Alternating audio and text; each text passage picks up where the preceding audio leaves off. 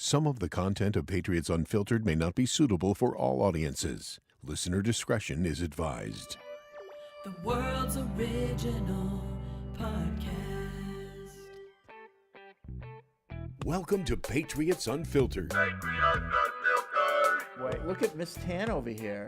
Back from Guatemala. I was there for 2 weeks. I don't think I spent $1,000. 2 weeks? You didn't spend $1,000? I don't think what, I did you did. eat bugs? No.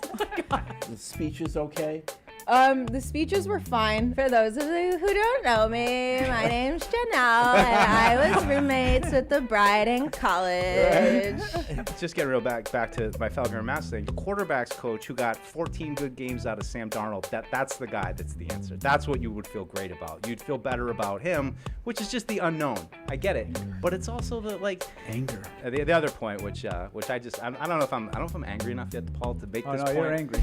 You shouldn't be somebody who has that much money and walking into a stadium wearing what she wears. Well, When she's on stage and, Her best- she looks like somebody that's a band majorette. I know, but if she all of a sudden started dressing like Shizza, or who is it? Eldred, I just have one question for you. Can I ask you one more question? Have you ever seen Over the Top? And is there a subculture of arm wrestling in the truck driving community? This is Patriots Unfiltered. Presented by Toyota's official website for deals, buyatoyota.com. All right, welcome to Patriots Unfiltered. It is Tuesday here at Gillette Stadium, and Evan's back from Disney World. I mean, the Senior Bowl. Basically. Yeah. Yeah. So we'll talk about that. It's Deuce, it's Paul, it's me, it's Matt in the booth.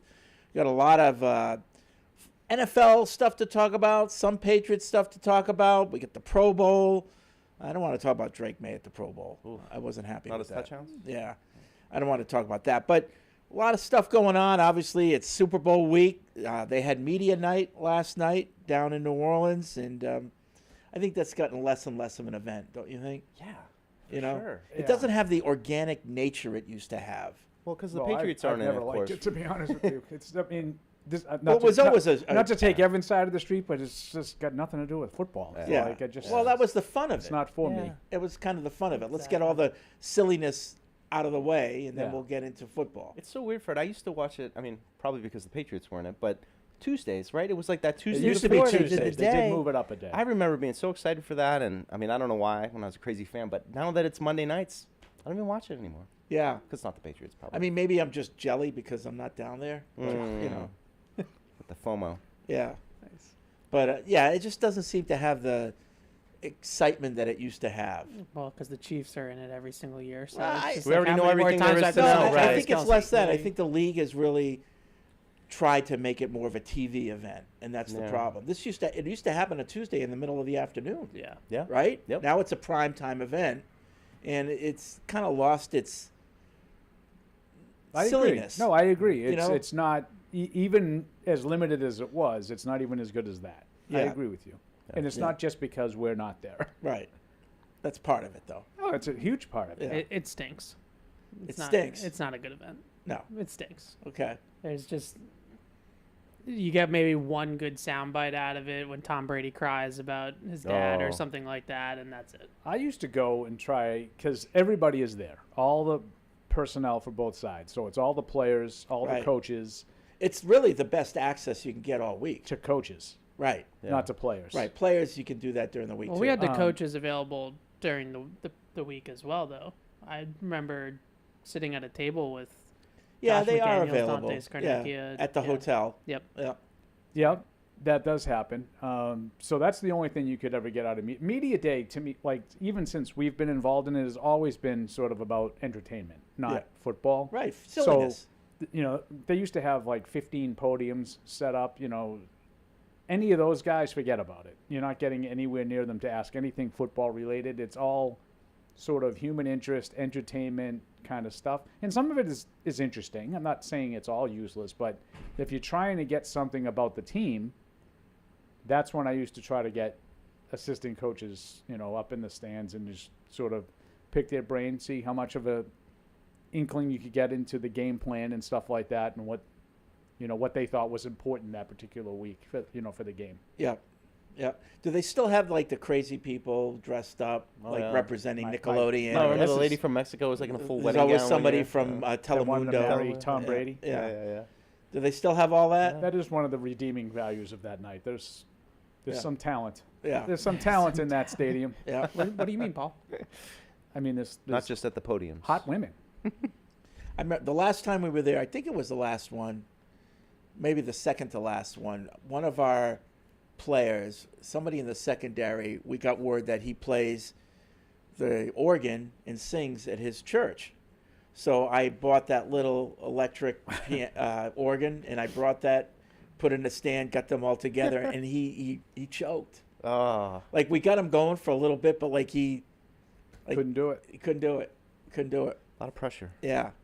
So tried to do something out of that. It was the one in Atlanta. It was That's the the last I think you're right. that was the last one. Yeah. Yeah. Yeah. So anyway, what else do we got? Let's get into the Senior Bowl. Yeah. So coming off the Senior Bowl, are you more or less encouraged about rounds 3, 4, 5, and 6? What about 7? No. Oh, okay. Yeah. It's hard to get excited about round 7. Okay. Yeah, I would say, I was talking to Deuce about this before the show.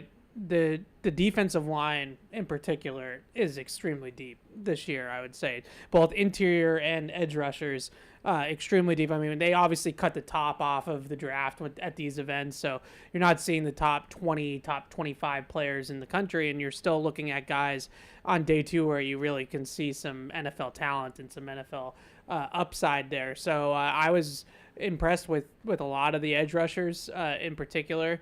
The kid from Marshall, Mike Green, just blew people up all week long. He was really impressive, but there was other people too that were great. So I think that's a standout position group in this draft. Defensive line, edge or interior defensive line. Obviously, there's a lot of running backs in this draft as well. And again, you're not seeing Ashton Genty at this event. You're not seeing those types of guys. You're seeing more of the day 2 and 3 guys, and there's still some talent there at that position, and some tight ends as well. I think are I would say those are the 3 strengths of the draft. If you're really looking for the best position groups, I would hit those 3. Okay. And in terms of I know the Patriots aren't in the market, but any QBs like? No. It was a disappointing week for a lot of the quarterbacks. You're going to hear, if you read anything about the Senior Bowl or any recaps, for whatever reason, Jackson Dart has the best PR team in the world. I don't know what that is about, not trying to put him down too much, but I just thought some of the praise, especially from the national guys, really pushing Jackson Dart as a potential first-round prospect, gave me a lot of like Malik Willis type vibes where like they had to hype somebody from this event at that position, and he was just sort of the guy that got a lot of it. Jalen Milroe throws the ball extremely hard. He can really zip it, but he has no control over it whatsoever. Kind of reminded me a little bit of Joe Milton's performance at the Senior Bowl last year, where you can see the arm talent, mobility, not as big or like as freakishly athletic as Joe Milton, but it's not a good year for quarterbacks, and there weren't very many good ones at the Senior Bowl. Yeah, I mean, the Senior Bowl can't be that great when even Jim Nagy, who runs the thing, kind of downplays, the top end talent. Yeah, like last year, Bo Nix and Michael Penix were at the Senior Bowl with the quarterbacks. Now, neither one of them had like a stellar week necessarily, but the 2 guys that ended up going in the top half of the first round and had great rookie years in Bo Nix's case. So there was a lot of quarterback talent.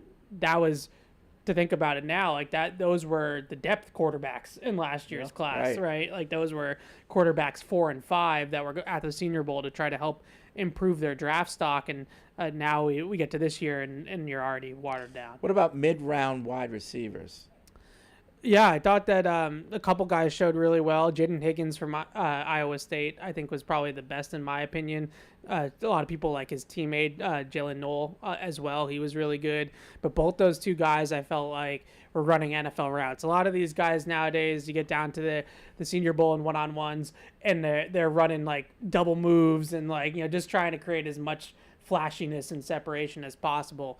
I thought those 2 guys were really translatable. Higgins more of like an outside receiver, got some size, ability to win down the field in contested catches. He's kind of like the day 2 Tep McMillan, same kind of skill set. Noel is more of like a chain mover, slot, Lad McConkey type. That's pretty good at the top of the route. So I thought both those guys were good.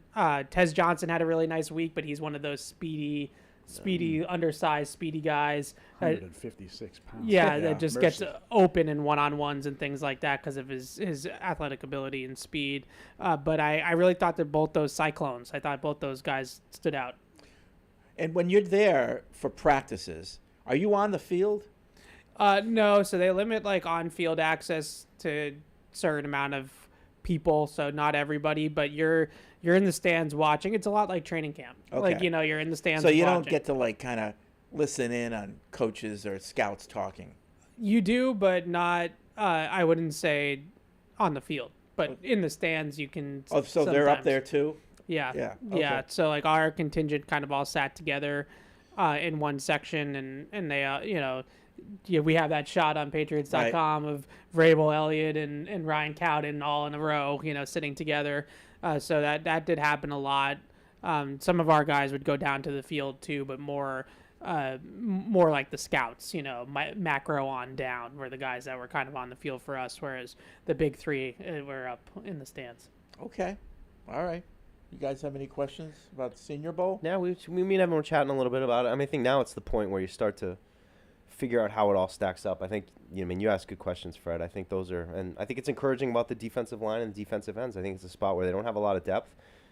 They might be kind of switching the scheme around a little bit where they're going to have some new needs, and I think you could really, look at that weak side edge as a spot where you don't even have a guy on the roster right now who can get off the ball and get the corner and put pressure on the quarterback. Not that they're going to be able to get Abdul Carter, is out of my range now, but Mike Green even, like those kind of guys with some speed that, you can put a Keon White on the strong side and, he'll hold up, but you need somebody who's going to get after the quarterback in that spot. I think it's a key spot for the Pats defense. So obviously this is all getting ready for the draft, but free agency comes first. Yeah. And a couple, people of note have gone out on social media and said they want to be traded. Myles Garrett and Cooper Kupp. As soon as that happens, you see the Patriots people with the eyeballs. It's Mike Keller. What are we thinking? Should we be making a play at either one of those guys? I'm at the point personally where I can't say no to anybody because the Patriots they don't really have the talent, and I can make an argument for any of these guys. Cooper Kupp, you want to bring him in? Yes, he's a little old, but to have a reliable receiver, a professional receiver, somebody who might go into that room and really maybe set a tone that needs to be set, sure. Myles Garrett, look, I love him. He's still 29. It's a little bit on the cusp for me, but like I just said, that's the spot. That's the spot right there. Plug him in at right defensive end, and maybe you got him for 4 years. I don't know if it makes sense in terms of the resources you're going to have to give up to get Myles Garrett. I don't know if the timeline matches And the up Browns have said they're not interested. Yeah. No, I know the Browns have been adamant that they don't right. want. And just as a slight correction, Myles Garrett has requested a trade. Kupp is saying that the Rams intend to trade him. True. That's a big difference. Just a minor technicality there. But I would be interested in Kupp, but I need to see what they do. Yeah. And I heard Albert Breer this morning, and I was actually thinking this. He must have read my mind. Kind of like the Adam Thielen role on how he's sort of performed for Bryce Young. Yeah. Which it's not working there because really that's their number one guy. That's the best thing that the Panthers have. So they're kind of limited. But if you could get a couple of really good receivers and have what you're talking about, Mike, as this veteran presence, and all of a sudden he's a complementary piece. I like the idea of Cooper Kupp. I don't think it'd cost you a whole lot to get him. What's it, like $20 million or something like that? Well, I don't know what the money is, but I don't. As you know, I'm very consistent. I don't really care about that part. You can do the finances on your time, but I don't think you're going to have to give up resources to get maybe a day 3 pick swap. Maybe I'll give you a 5th for your 6th or something like that to get Cooper. It's not going to cost you a whole lot. Said they're going to trade him. So if I had, say, like T. Higgins and Hawkins, that's the outside guy from Iowa State. The outside guy I'm interested in, Higgins. They're both Higgins, which would be a little confusing. Okay. So I'm more interested in the outside guy from Iowa State than I am another sort of inside guy that I feel like they have 75 options and none of them are really all that great. But with really good receivers, I like the idea of Kupp. Bringing Cup here to just sort of say, oh, we got Cooper Cup now, Yeah, like right. it's 2021, Yeah. that's not going to work. Yeah. What's the cost of bringing in Garrett? And a lot of people have used Khalil Mack as, the sort of line of drawn that would take, like, when Mack was traded, though, he was younger, right? He was A couple years younger. couple He's years younger, but it 27. was a boatload Yeah. to get him. I- And people think that Myles Garrett's better. Yeah, He is better. Yeah. I do wonder if, like, with Myles Garrett, I'm more interested in him than Cooper Kupp. I think Cooper Kupp is pretty much washed at this point. Really? He hasn't. Oh, yeah. He hasn't You think had he's a washed? He hasn't had a full season in 3 years. Like He's missed at least 5 games the last 3 years. Yeah, he's expensive. Obviously, you can renegotiate contracts and all that good stuff, which I'm sure he will. But he also said in his statement that he's really only interested in going to a contender situation. Like, I love the idea, in theory, of him being this like veteran mentor to a younger room and all that. I just what's in that for Cooper Kupp? Like, what? Totally. Like, I don't really see his side of that. But with Myles Garrett, it's the same situation. Like, he obviously wants out of Cleveland because they can't win anything, so he wants to go to a better program and a better situation. But I would be more interested in him, and I wonder if you could maybe throw a current player into the trade so it's not quite as much draft capital. I heard he as- might go to the Lakers. Exactly. If you're going to do that joke right, it's the Dodgers. Okay. That's the Well, the online- Lakers are more timely. That's the Twitter No. joke is the Dodgers signed him. Okay. He's right about the Lakers though too.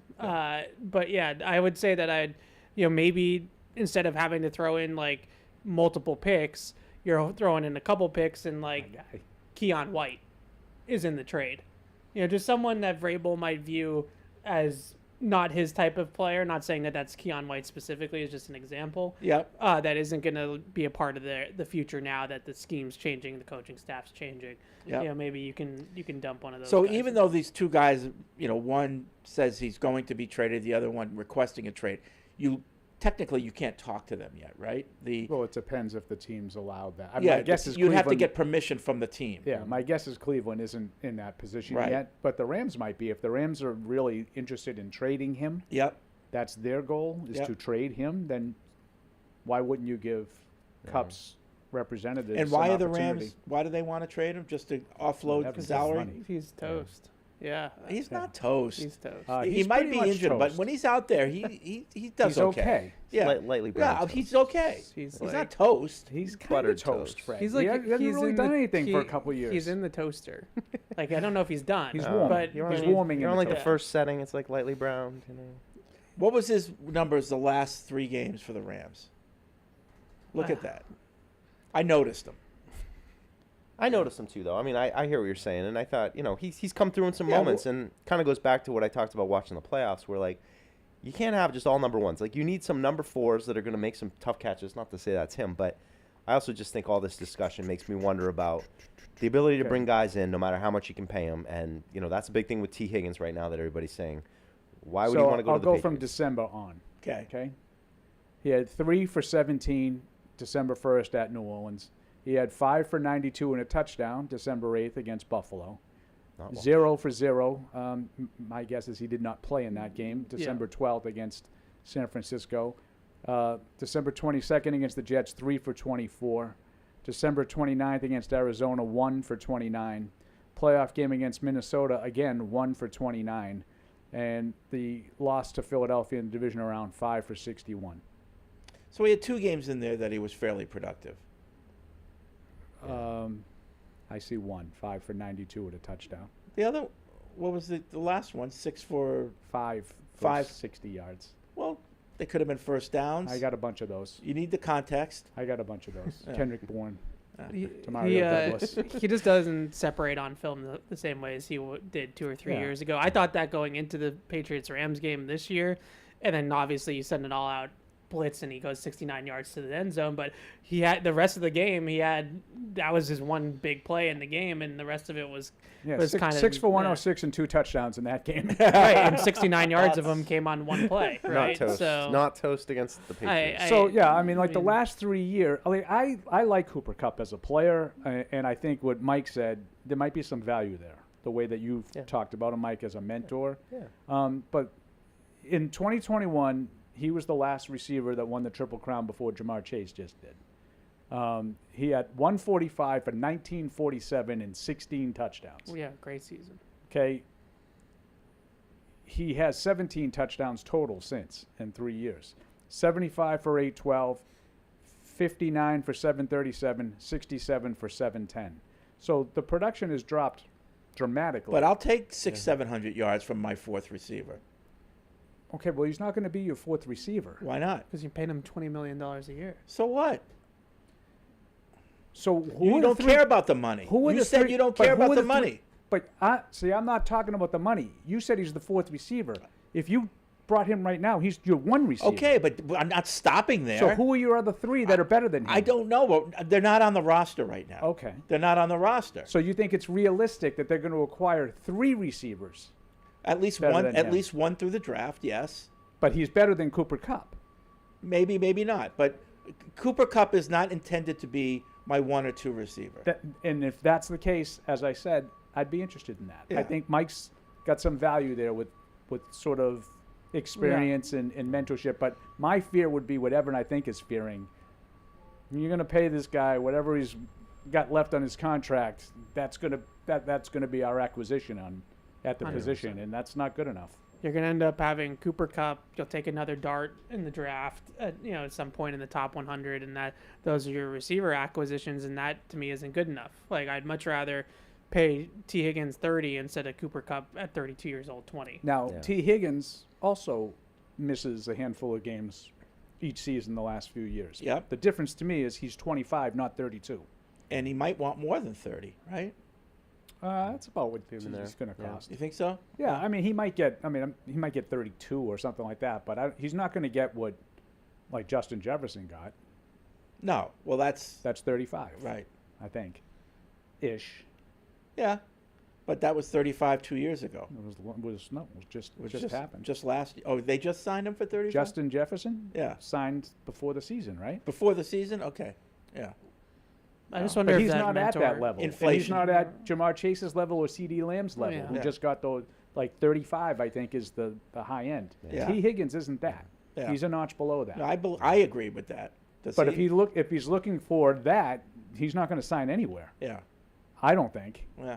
Well, some team will do it. I just wonder if that mentor, I was listening to Malik Neighbors talking about Darius Slayton, who's a free agent, and saying how big he was in his development. The same things, professional in a room. And if you're going to pay Darius Slayton $12 million to be the professional in the room, and then you're going to go out and spend some real money on a receiver, I'd much rather do that than trade for Cooper Kupp. And then you still got your mentor. You still got your vet in the room type of guy. I agree with that point that their vets in their room last year were not vets. And they don't have bad. enough. My bad. You're right. Or KJ Osborne. It's Mike's big thing. Kendrick Yeah. Bourne. Yeah. And I would just say that as long as you're going to do what you are suggesting, Fred, get some high-end talent at the position, I'm interested in these kinds of players, but not if that's kind of what you plan on acquiring. I agree with that. We're on the same page there. I like Cooper Kupp, and I always have. I yeah. think he's a good player. I do think that Evan's right. I think he's really, really approaching the end of the line, but I think there's still some value there. Pro Bowl. Anybody watch? I watched the Thursday night skills with my kids. Drake, unfortunately, didn't do so hot on that one either. I think he got 22 points, but I tuned in for a little bit on Sunday, probably more than I should have.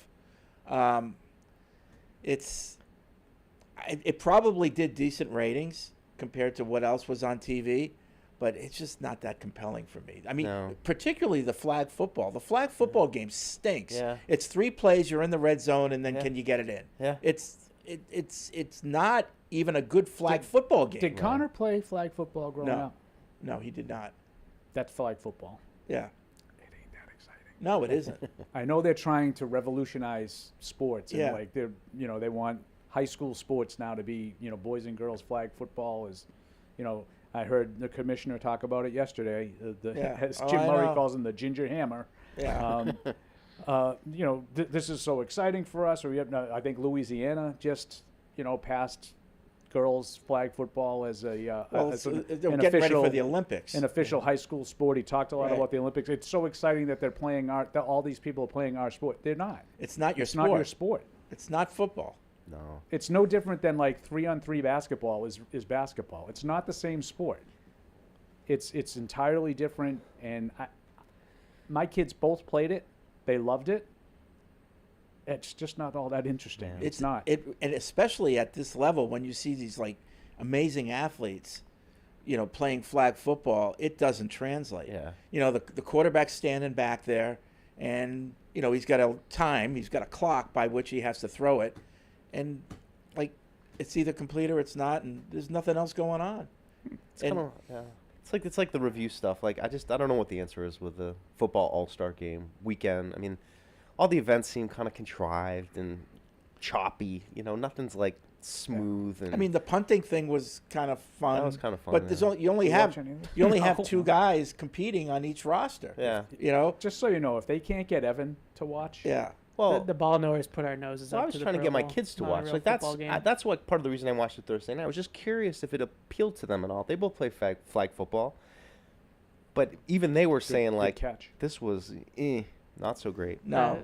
There's just nothing compelling to me about All-Star games across the board. And as soon as they announced that Vita Vea was on the national tug of war team, I was like, it's over. they won, and of course they did.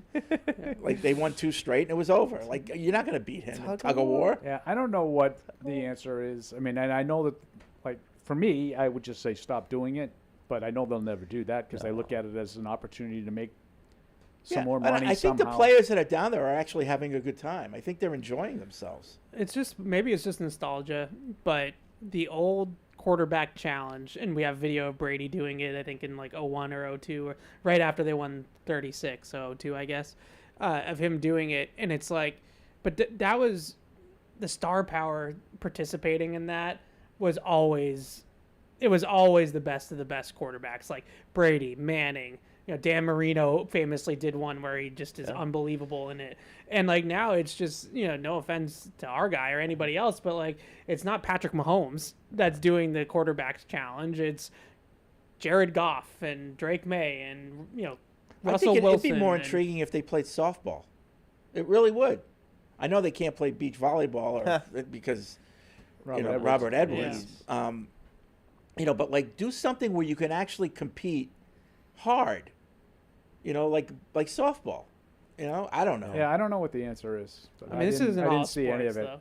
though. Like, No, like the absolutely. NBA has a big problem with their All-Star weekend. Oh, that's ridiculous. The dunk contest is dead. Yeah. No one wants to do it. The only thing that really is good in that is the 3-point contest because you're just shooting. So everybody's kind of willing to do that. I generally try to see that. It's fantastic. And that's it. Yeah. I think That's hockey it. All-Star game is actually the one that works to me. The game itself doesn't, but the skills, Yeah. I Yeah. think, and especially Slash as a shot, hockey guy, I could accuracy. see you. Yeah. Skating. Yeah. Yeah. The skill, and like I could be talked into some of the skill stuff. I didn't watch any of this with football, but I think that you could, I assume that the quarterbacks are throwing at targets of some sort. Yeah. I mean, I could probably, if I was stumbling upon something, That was I could fun. That watch was the first part they did was the competition where they had some stationary targets, then they had ones way deep. I mean, Jared Goff was awesome. I mean, that was the only part to me that was I think it's interesting. amazing. Like when Fred and I were kids in the 70s, like the Pro Bowl was an actual game. Yeah. Oh, yeah. I actually remember that. played it, and I just As a can't kid, imagine. when I was a Yeah. kid, it was an actual I game. can't imagine. Like, why would you ever play that game for real? Remember Yeah. Drew, But they Drew did. Brees getting hurt, right? Didn't Drew Brees blow his Sean elbow Taylor out on that lighting one? up the punter. Isn't that Drew Brees got hurt in a Pro Drew Bowl. Brees? Yeah, didn't he break out? I don't do remember. not. I do not. It could have recall. happened. Yeah, Paul doesn't I'm remember not that. telling you. No, I'm not telling you you're wrong. I just don't recall anybody I'm really questioning getting reality hurt, right except now. for Robert Edwards. Except for Robert Edwards, the poor guy. I feel like the skill competition right now is gimmicky. If they made it a little bit more legitimate, like hockey is legitimate, translatable skill. Hardest shot, fastest skater, accuracy. I went to the hockey skills competition back when the Garden first opened. I want to say the late '90s. Shawmut Center. It was called the Fleet Center, I think, Yeah. at the time, but it was really a lot of fun to watch. Just the when they're doing the fastest skater, you think they're going to slam into the boards. They're going so fast, you don't know how they could possibly hold themselves up and Yeah. make those turns, and the agility that they show, and like Mike said, the slap shot.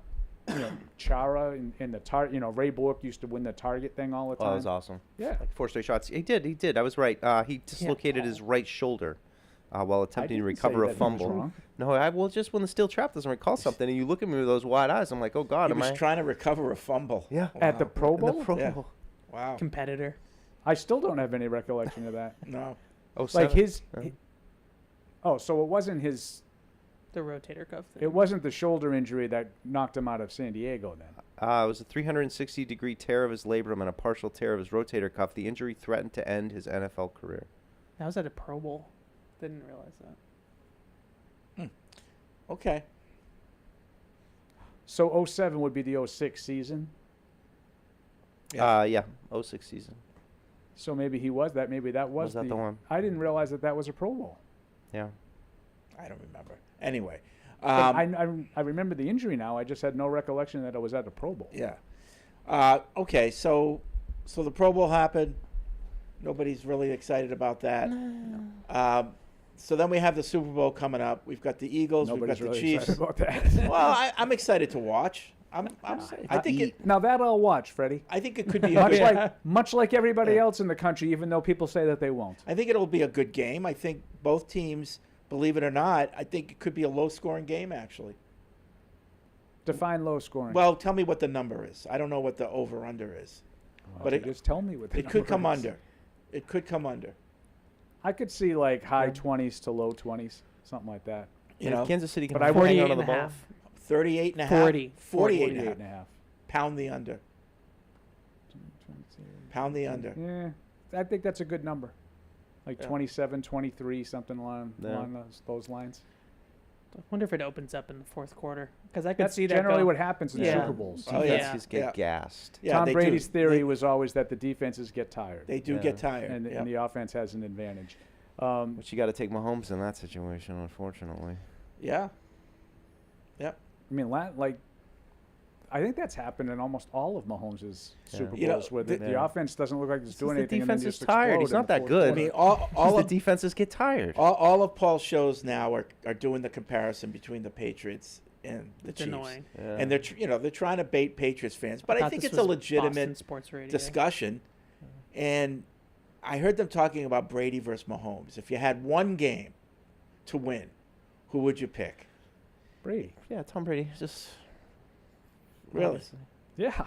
Let me ask you another question. If you had one play, who would you pick? What do I need? You need to. It's a game on the line. But One like, play. From where? Like you're in the red zone, or like within the 10-yard line. Brady.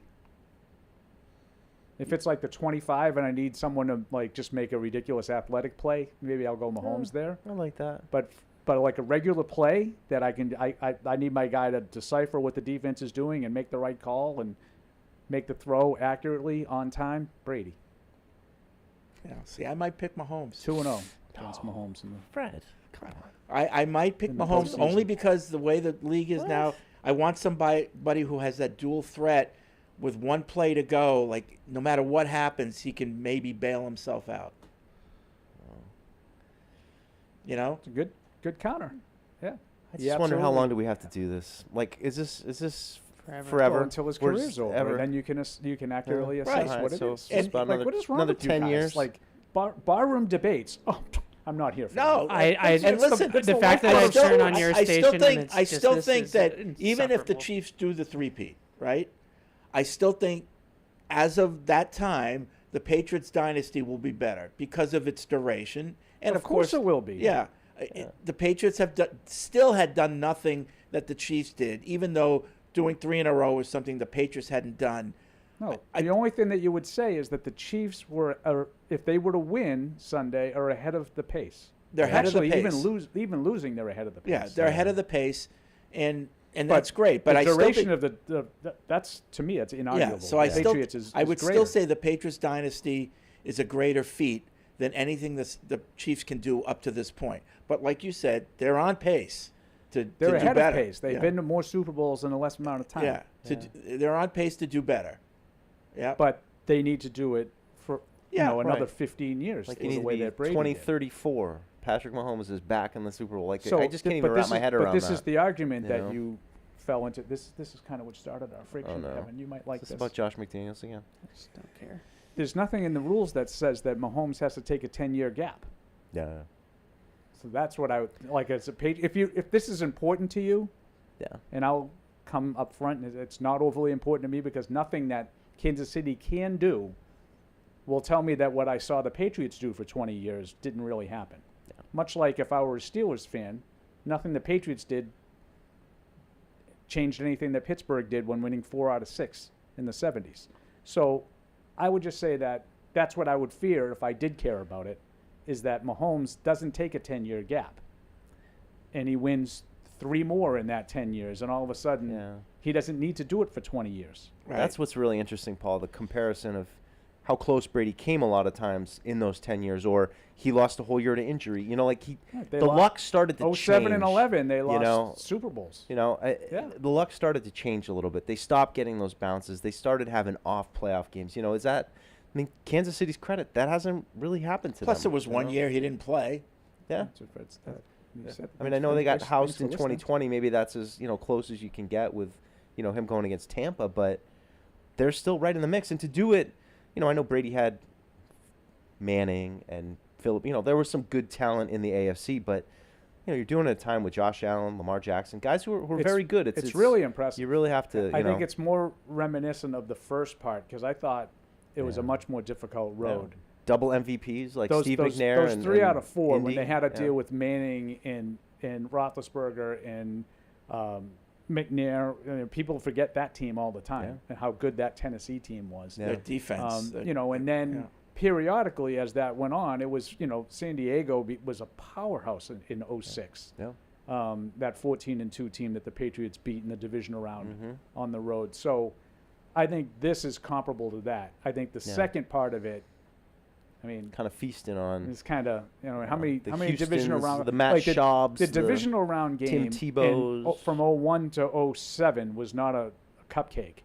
Yeah. The way it turned into from like 13, 12, 13, the Tim Tebow Broncos. Yeah. Right. You know, the Marcus Mariota Titans. Those teams were not, you know, the Brock Osweiler Texans. Those teams couldn't beat you.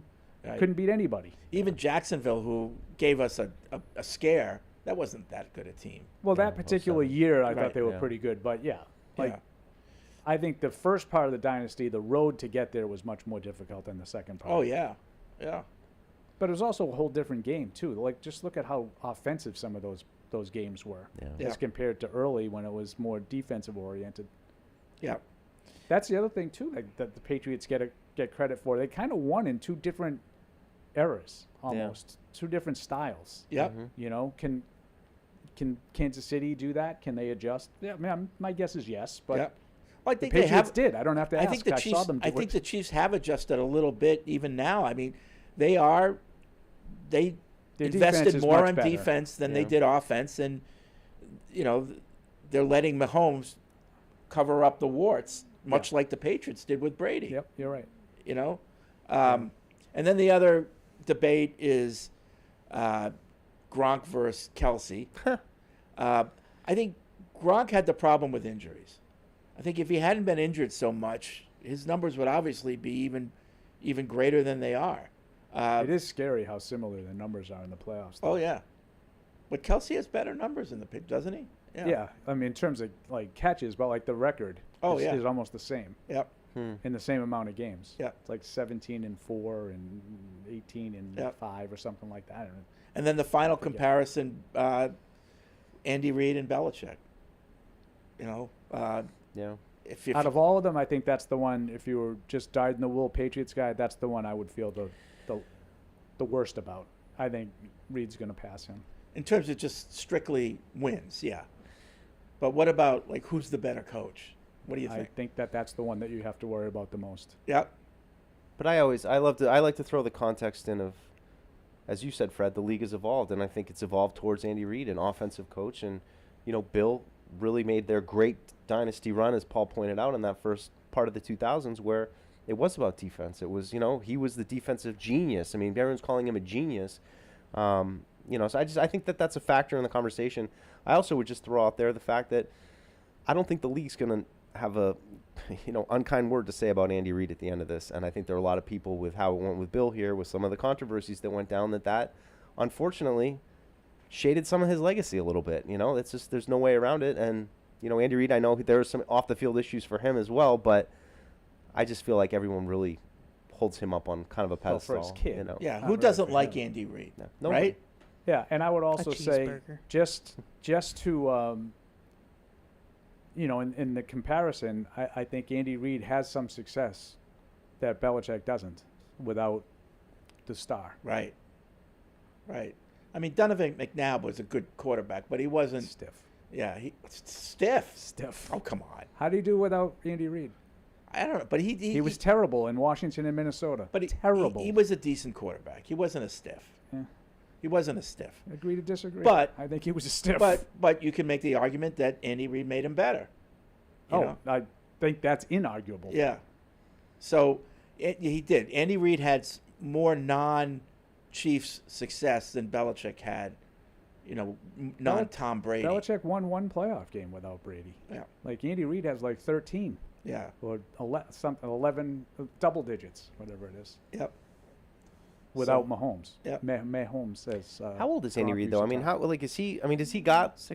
20-30s in him? I think Has he's like he got another 67. 20-30s? Like, is he gonna? No. I'm saying if we're talking about longevity. No, and but he only that needs kind of 3 thing. more years. 66. He only needs 3 more 66. years to set the record. No. Like 12 Oh, wins the a wins year. record, you mean? Yeah. Oh, okay. I was just talking championships. Is she Like gonna keep? 3.5 years, Yeah. maybe? But Reid did say he's not going to be coaching into the 70s like Bill Belichick. I don't believe he said Heard that. that I know, before. I'm only kidding.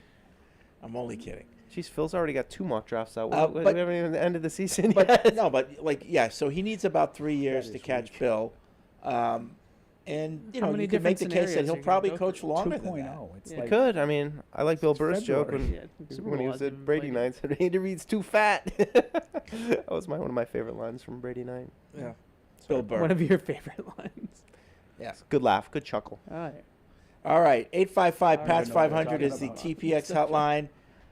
Podcast at patriots.com is the email address. Anything else we want to get on the table before That's we a good open it setting up? the table there, Freddie. Yeah, you lots of touched set. on a lot of topics. Super Bowl bye We week. said a Could've done lot. without the Chiefs Let's go to the listeners, see what they have to Notice you were say. quiet. Yeah. Christian's in LA. What's up, Christian? Hey, good afternoon, you guys. A couple of things. One thing about the Andy Reid versus Bill Belichick debate is, one, Andy Reid didn't stay with the Philadelphia Eagles and remake them into a better team. He went to another team that had Alex Smith, who kept them relevant and was borderline a championship quarterback himself. So it wasn't like Andy Reid lost his main, star like we lost Brady. And then Andy Reid got fired in had Philadelphia. success. It wasn't his choice to leave. Right. Much like it wasn't Bill Belichick's choice to leave Cleveland. Or Patriots. Yes, right. Or the we can Patriots. say that, but we still have to take the fact that Andy Reid went to a different team that had relevant players and was pretty much a decent team. It wasn't like going back to starting from zero like Bill had to. Giving a lot of credit to Hold, Alex. hold, please. Okay. It's giving a lot of credit to Alex Smith there, Christian. Alex Smith. Kansas you guys City were saying that Alex Smith sucked wasn't a borderline the year before champion. Andy Reid got there. I believe they were 2-14. I believe that was the team he inherited, but I'm going to look it up because I don't want to. Okay. I don't want to misspeak Second. if I'm wrong. Second thing, I've been reading a lot, and a lot of schools of thought are saying this, and I just want to see what you guys think of it. We pick up Travis Hunter, we pair with Christian Gonzalez. That then has an effect of having other teams have to hold the ball longer, which then helps our pass rush get to them, which then gives us more possessions on offense, which then helps our offensive line. So one player sort of has a domino effect, right? You put this great guy on defense, you pair him with another great cornerback, and that really does have an effect on how the rest of the game flows. Well, You sure. Guys, are you guys agreeing with that? Yeah, I mean, any great player is going to have a domino effect on everything. Yep. So. And I was right. The Chiefs were Yeah. 2-14 the year before Reid got there. But thanks for the call, Christian. And Yeah, I and think you can make inherit that argument for powerhouse.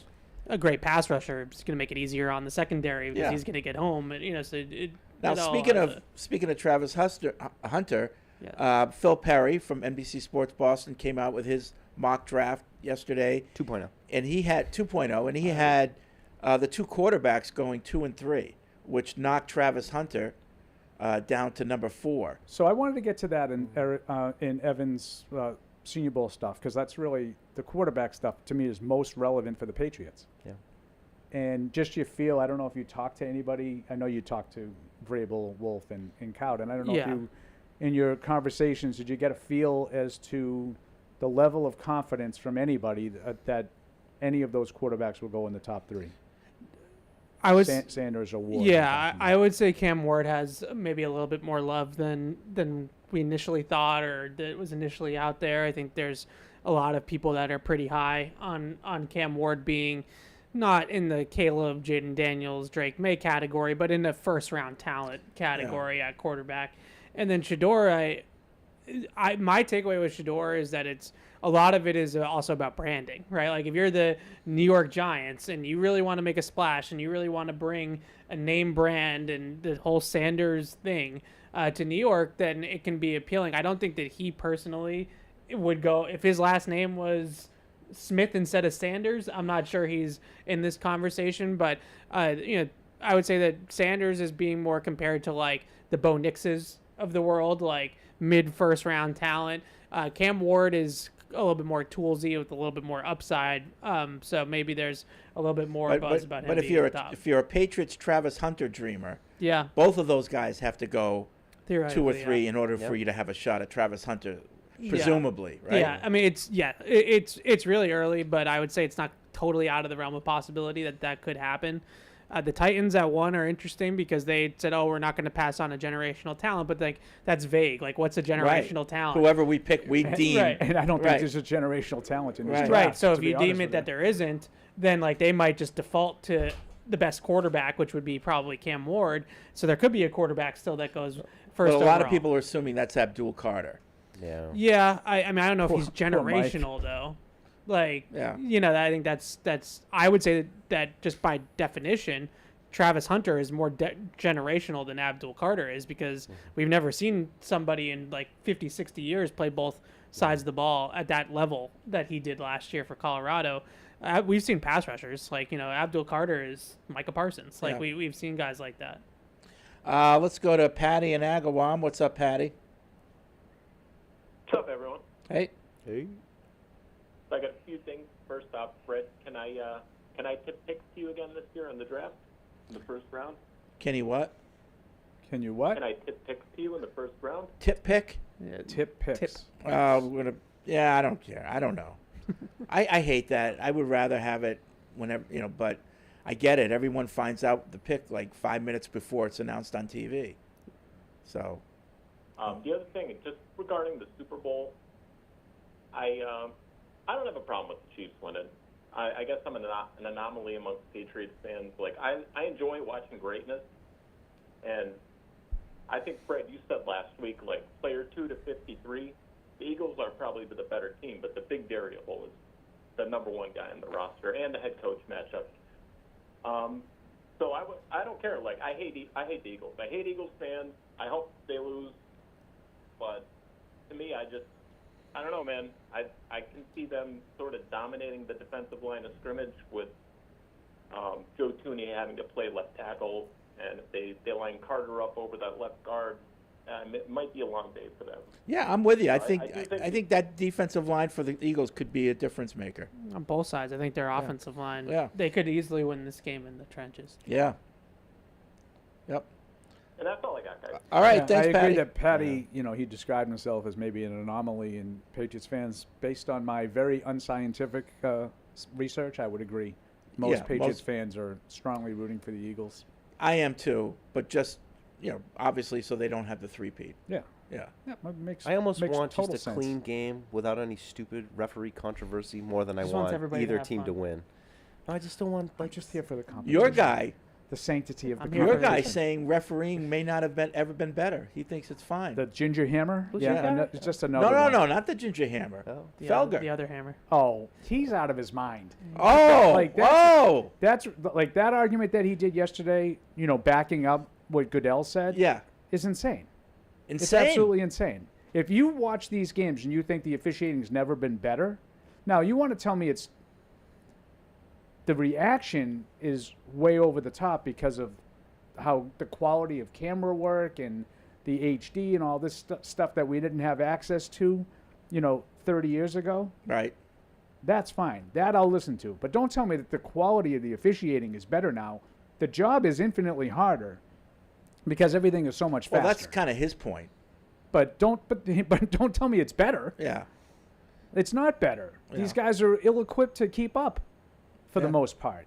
They can't even spot the ball. I mean, I don't think spotting the ball should be anywhere near as hard as it is. And I'll tell you, I could legitimately have a gripe with about 70 to 80% of the plays where they put the ball. See, I think spotting the ball's hard. I don't think because it's that hard. you have to have two things in mind when you're doing it. Where is he down and where's the ball when he was down? And so you have to be looking at like the whole body. You almost have to have your eyes in two different places at the same time. Where's the ball and what's the first thing that touches the ground? I didn't say it was an easy job. I think it's in hard. general, like officiating. I don't think it's an easy job, but just because it's hard doesn't mean I tell you it's better than ever. Yeah. I think that's kind of a silly take, but it's just when you dug in and you think they shouldn't call a blatant face mask penalty because it's bailing out the other team, which is his take, because it's a bailout call. Like you don't want to see games aren't decided on the bailout call. Right. It's the situation. One should have team nothing decided to, do to with bail it. the other out by Right. committing a penalty. Right. Like that should be called. If you see a penalty, you should call it. Especially if it's blatant like that. You want to tell me like the illegal contact on the near sideline when the ball goes to the far sideline? That is maybe something you can convince me of. When the quarterback who has the ball in his hands is in the pocket and gets ripped down by his face mask and his head turns around the other way, that's a penalty that probably should be called. Yeah. Yep. That happened in the Rams-Vikings game in the regular season. I wanted the Rams to win. You guys know I like the Rams. I like Matthew Stafford. I'm rooting for the Rams. I have nothing to try to defend Minnesota about. They probably were going to lose the game anyway, but that's a penalty. Yep. Right? And instead they give it, not only they didn't call it, they ended up with a safety. I'm sorry, that didn't happen 30 years ago. All right. We're going to take a break. My food's here. When we come back, more calls and emails here on Patriots Unfiltered. Isn't it time to get exactly what you want? Welcome to Red Hot Deal Days from Verizon, where you get your pick of our best deals. Like My Plan, where you can pick the perks you want and save on every one. For limited time, bring your own phones to a Verizon store and you can get My Plan for our best price ever. Get exactly what you want in your phone plan and only pay for what you need. Bring your phones to your Verizon store today and get My Plan. These deals won't last. It's your Verizon. With FedEx One Rate, you can ship to your student for a simple, predictable flat rate. Send a box full of home-baked treats that say, "Your father and I miss you." Or send a box full of instant noodles that says, "Your father and I would like you to stop asking us for money." Either way, one rate fits all. FedEx One Rate. 2-day shipping, one flat rate. Starting at $14.50. Visit FedEx.com/OneRate for details. Exclusions apply. Pats from the Past podcast. Matt Smith, Paul Perillo, joined by number 37 on your scorecard, but number 1 in our hearts at least, Rodney Harrison. Hi, Rod. How you doing, man? Man, I am doing great. Good to be home. Good to see you guys, and looking for a great Patriots game tonight. How's it going with NBC, Rodney? You still love it? I do. I'm very passionate about it. I spent 12 years in the studio, and then the last 3 years I've been out at the field location, and was just really extremely excited for Devin McCourty getting the opportunity that he got. NBC likes Patriot guys, and he's smart, and he's doing a wonderful job. Really proud of him. Before we started here, I was actually thinking about this. Here comes Rodney Harrison driving into Patriot Place, a drive that you are familiar with for many, many times, but you're in a different part of your life. I am. When you're driving in here, Rodney, what goes through your mind? Just so many great memories, just the opportunity to be able to come out here and play, and Coach Bill and Robert Kraft giving me the opportunity to come out here and really just be part of something special, and all the great players that I played with, but also, just riding over here with Tony Dungy. It brought up some great memories of us just kicking the coach's butt and just bonding together as a team, and just all those hard practices in the rain, in the snow. And just it gave me a greater appreciation for everything that we've accomplished because it's very difficult to do. Yeah, we were joking around just before we started. My guess is that Tony's memories aren't quite as warm and fuzzy as yours. You know, I mean, for a September, it couldn't be a more perfect night. He was probably wondering why it's not snowing as he was driving in. But I tell you this, man, just talking to Coach, he has a lot of respect for the Patriots organization, Coach Bill, and everything that we've accomplished. And I mean, those battles were epic. You're talking about going against Dungy and how well prepared he had his team, Peyton Manning, all the great players that they had. I mean, I can't believe I'm 50 years old when I walked over here. Brother, I was, 29 years old, and now I'm 50, and just like you talked about, different part with kids. I got a son that plays for the University of Tennessee who got their butts kicked yesterday, but it's just really nice to be back, and it's nice to see you guys still, talking football. Appreciate that. So I'm going to put you on the spot a little bit here as you're waxing nostalgia, and it's amazing what life, is. But who would have ever thought 15 years ago that you and Tony Dungy would be together on a broadcast and doing that? That's a small world that your lives intersect like that. Do you have a favorite memory here at this stadium? Obviously, you won a Super Bowl in Houston. You won a Super Bowl in Jacksonville, and those are things that I got to believe are at the pinnacle of your professional football career. Here at Gillette, Rodney, is there something special that you remember that takes a cake of the ultimate memory that you might have here? I think just, I don't know, I don't remember the exact game, but just when Coach Belichick, I think it was, what was it, AFC Championship game, when he gave me a big hug and said, "I'm glad we got you here." That was a very special moment because all I ever wanted to do was make him proud of me and let him know that the decision that he made bringing me here, that wasn't a bad decision. And he gave me an opportunity when so many around the league kind of frowned upon Rodney Harrison. He believed in me. He gave me a bunch of freedom where I can go out there and just play and express myself. And I just couldn't love a coach more than I got love for Coach Belichick. You talk about that freedom that he gave you, and I wanted to ask you about, it was one of the two playoff games. I'm not sure if it was 03 or 04, but when you and Ty it must have been 03 because I don't think Ty was involved. He had 3 picks or something. Yeah, and you guys kind of swapped. Like you were kind of up in like the corner spot, like popping guys and allowed Ty to, just that kind of freedom. Was that something that you guys had spoken about before that game? And he never really questioned. He said, "Hey, you guys kind of do what you want to do as long as you're in the proper spot and you guys communicate." And that's the type of freedom that he allows veteran players, guys that he trusts. We put so much hard work and effort in and preparation. So when we did something like that, I know he's on the sideline panicking, but Ty Law and I mean, to be able to play with a guy like Ty, a Hall of Famer, and Richard Seymour and Vince Wilfork and those guys. I mean, I had some special players out in San Diego, but to be able to play with some Hall of Famers and some guys like Willie McGinnis, Kevin Falk, Troy Brown, I mean, these guys are legends. These guys are, not only are they brilliant football players, they're very smart people. And to be able to have that opportunity was just truly a blessing. And don't sell yourself short. You had probably the biggest pick of that game when they went right down the field. The first drive, you had the interception in the end zone, right? Isn't that how that all started? Well, stepped in front of Pollard. We all try to set the tone, and it's not about one player; it's about the team. And I can't. You don't play anymore. You don't need to do this. Hold on, I got to mention my boy Tom Brady. Just seeing Tom get the love that he got last week, coming back to the stadium. And just seeing how old of a man he was. You see how tired that dude was? He was tired, breathing hard. I thought TB12 worked.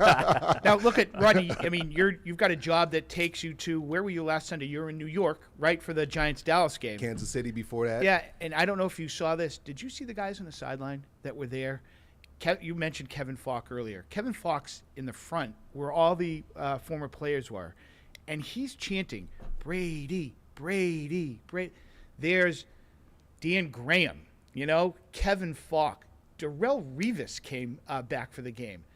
To see that kind of close-knit, Russ Hochstein, Dan Copen, see all those guys coming back to just want to appreciate Tom.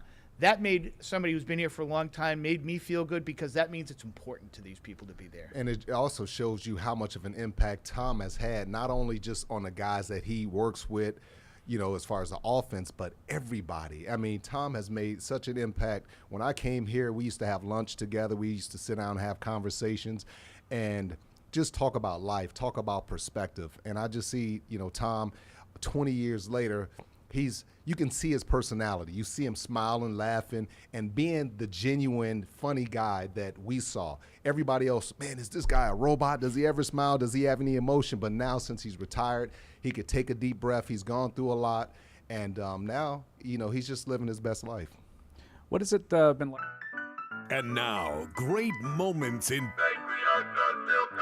history. Here are my reasons why I think Mike Dussault is not an American, but a sneaky Canadian.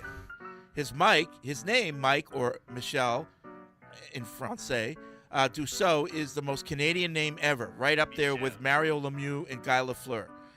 He played hockey at a high level. He excels at and loves the #1 Canadian sport. Most importantly, he is sneaky. He is not in your face with dripping sarcasm and smart aleck comments. Rather, he comes at it Canadian style. He makes everyone think he is likable and engaged and cooperative and nice and compliant, but in reality, he is very much as snark as Paul, maybe more. He gives his little jabs under his breath so you hear him, barely hear him, like a sarcastic 14-year-old getting in the last word. Last week, in your discussions about Fred's forthcoming cosmetic surgeries, the talk was on the freezing of fat and cool sculpting. Paul pipes in and said it would never work for me, and our sneaky Canadian slips in, there is not enough ice.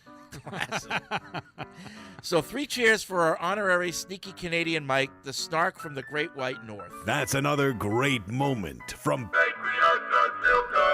Oh, that rejoin tickled That was so. pretty good. You like Good that? joke. I didn't remember that one, Paul. Sorry like about that? that. I don't remember that joke. Not enough ice. And I don't remember you having cosmetic procedures. No. I don't remember that Did you either. get to that? What was I talking about? I don't know. You were talking about cool sculpting. Oh, right. But I didn't have it. Oh. No. Yeah.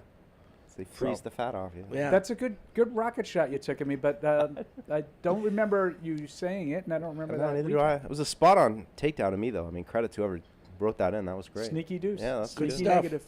Podcast at patriots.com is the way you email us. And by the way, if you want to get the PU newsletter, which is a lot of fun, put together by Alex with contributions from everyone, go to patriots.com/PU newsletter and sign up for the newsletter. It goes out every Friday. So that's. Sorry, Evan and I have an hour. Oh, you mean when he went for 50 in Game 6? You guys are still arguing about Jason You Tatum. might be Not able to say clutch. they won a Game 7 on the road, right? They won So Game 6 in Milwaukee. having a Celtics argument on the So break. even then, they weren't underdogs. Yeah. Paul doesn't like the Celtics, and Evan does. Oh, that's not true. No, that's right. You like the Celtics. Jake in I don't like Chicago. Evan. What? I don't like Evan. Oh, There's okay. a difference. Jake in Chicago writes in, I'm fully on Fred's give thanks to Matty P train. Highly recommend listening to him on Julian's podcast recently. Lots of insight and behind-the-scenes talk. Just a smart guy who loves football. The OC thing might have been an experiment gone bad, but listening to him talk ball and his understanding of how Bill operates, you start to get the method to the madness. And P.S., if Paul can get through this email read without a snarky comment, I'll donate to his Toyota Camry fund or buy lunch for the crew, his choice. Thank you. I think he did it. No, it was fantastic. He obviously knows me well because you know what the first thing on my mind was? I don't have a spare day to listen to it. It wasn't like 3 hours. 3 hours. So Evan and I both managed to chip away at it, but no, it was really good. Yeah, you guys will tell me what I listened to it on the plane ride home the other day, and it was really good. Was good? Yeah. It was really good. Anything you learned? I wouldn't say it was like groundbreaking in terms of that kind of stuff, but it was just cool. The behind the scenes stories were really cool, and there's a lot of cut ups of it on Twitter too as well if you don't want to watch the whole thing. Yeah. But I think the number one thing that you do learn is like Matty P's kind of a cool guy. Like, you know, he's pretty fun. Like, you could tell why people would like Bill would enjoy being around him, and kind of a cool hang. Yeah. Guy I'd want to have a beer And with. there's no doubt he's smart. Yeah, very smart. He knows ball. I thought his the coolest part I would say was the him talking about his play calling process on defense, and just like kind of how situation, game plan, opponent, like all that stuff goes in, and how he would sort of go about it. And he mentioned who was the cornerbacks coach? He mentioned Josh Boyer. Yeah. He said that he was his eye in the sky up in the booth and was the best at it as anyone that he had ever worked with at identifying the personnel for the opponent. So he would call down from, they're in 11 personnel, here's the 5, skill players, and then Matty P would make a call based off of what grouping and all that kind of stuff that they were in, and he said he was the best that he's ever had. Interesting. But I know you're getting the emails. Yeah. Just wanted to add a couple of things that I don't think we touched on this week. Some more news in terms of the coaching staff. Oh, yeah, sure. Todd Downing reportedly will be the wide receivers coach. Another guy with ties to Vrabel was eventually Vrabel's last offensive coordinator, I think, in Tennessee. Seems to be a very intense guy. Yeah, he had some issues. I know, but... And he also, I think, was passing game coordinator maybe with the Jets at some point. So reportedly he will be the wide receivers coach. And I don't know if we talked last week about Ben McAdoo staying. It's not official, but I heard again, about that. All of this, all of the, other than the coordinators themselves, the 3 coordinators. Well, that reminded me none of this something. is official. I'm glad you brought that but up. Greg Bedard, Yeah. Friend of the show, Greg Bedard had a little chart with all of the coaching staff in it. Defensive assistant for Ben McAdoo, Yeah. which I thought was interesting. Well, like senior defensive assistant or something like that. Chris Sims was on with, I think, Phil Perry from the Super Bowl, it was with Tom Curran.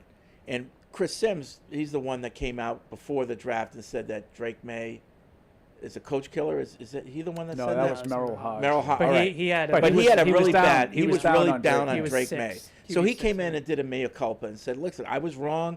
All these things that I saw, the footwork, the accuracy, it all got corrected. So I was wrong. But if that's true, that his initial analysis was accurate, but it got corrected, who gets the credit for that? And is that why maybe they kept Ben McAdoo? Because maybe he was involved. I would say Drake May, but that's me. But somebody was helping him. Well, I mean, Alex Van Pelt, I would say. I mean, if they moved McAdoo to the defensive side of the ball, it didn't. I mean, if they kept him as like the quarterback's coach, maybe. It sounds like what Ben McAdoo's going to do what Vrabel did last year in Cleveland, which is like reverse engineer things for the defense. Like if I was game planning against our defense, this is what I would do offensively, and then that way there he can help the defense, the scout team, that kind of stuff, set them up for success that way. But I do wonder with the footwork stuff, like, I don't know what Josh's philosophies are on like left foot forward, which was a big Alex Van Pelt West Coast thing. If Drake May says to him, I feel really comfortable with it this way, the way that they taught me last year, it was better for me, it worked. Like, do they then adjust and change everything to mimic left foot forward and be able to still do that kind of thing? I'm sure Ben McAdoo could help them with that process as well, of streamlining just the 2 offenses and kind of getting them on the same page schematically. All right. Yeah, I was thinking, we had one of the questions in the mailbag this week was about the footwork and any concerns that, losing Alex Van Pelt, maybe he deserves some of the credit to answer your original question for Drake May. And one of the things you talked about was the left foot forward thing. And I do think that's relevant. The whole, however they want him. I personally think of footwork with Drake May. I don't think Chris Sims was talking about how he lines up to take the snap out of the shotgun with what foot forward. No. I think he's talking about his throwing mechanics and where his feet are when he's throwing, when he's on and off platform, when he's leaving the I think that's the kind of footwork that I saw a lot of. Now, I'm not dismissing what Evan's talking about. There's something to that left foot forward Well, thing it makes it more that rhythmic. has importance.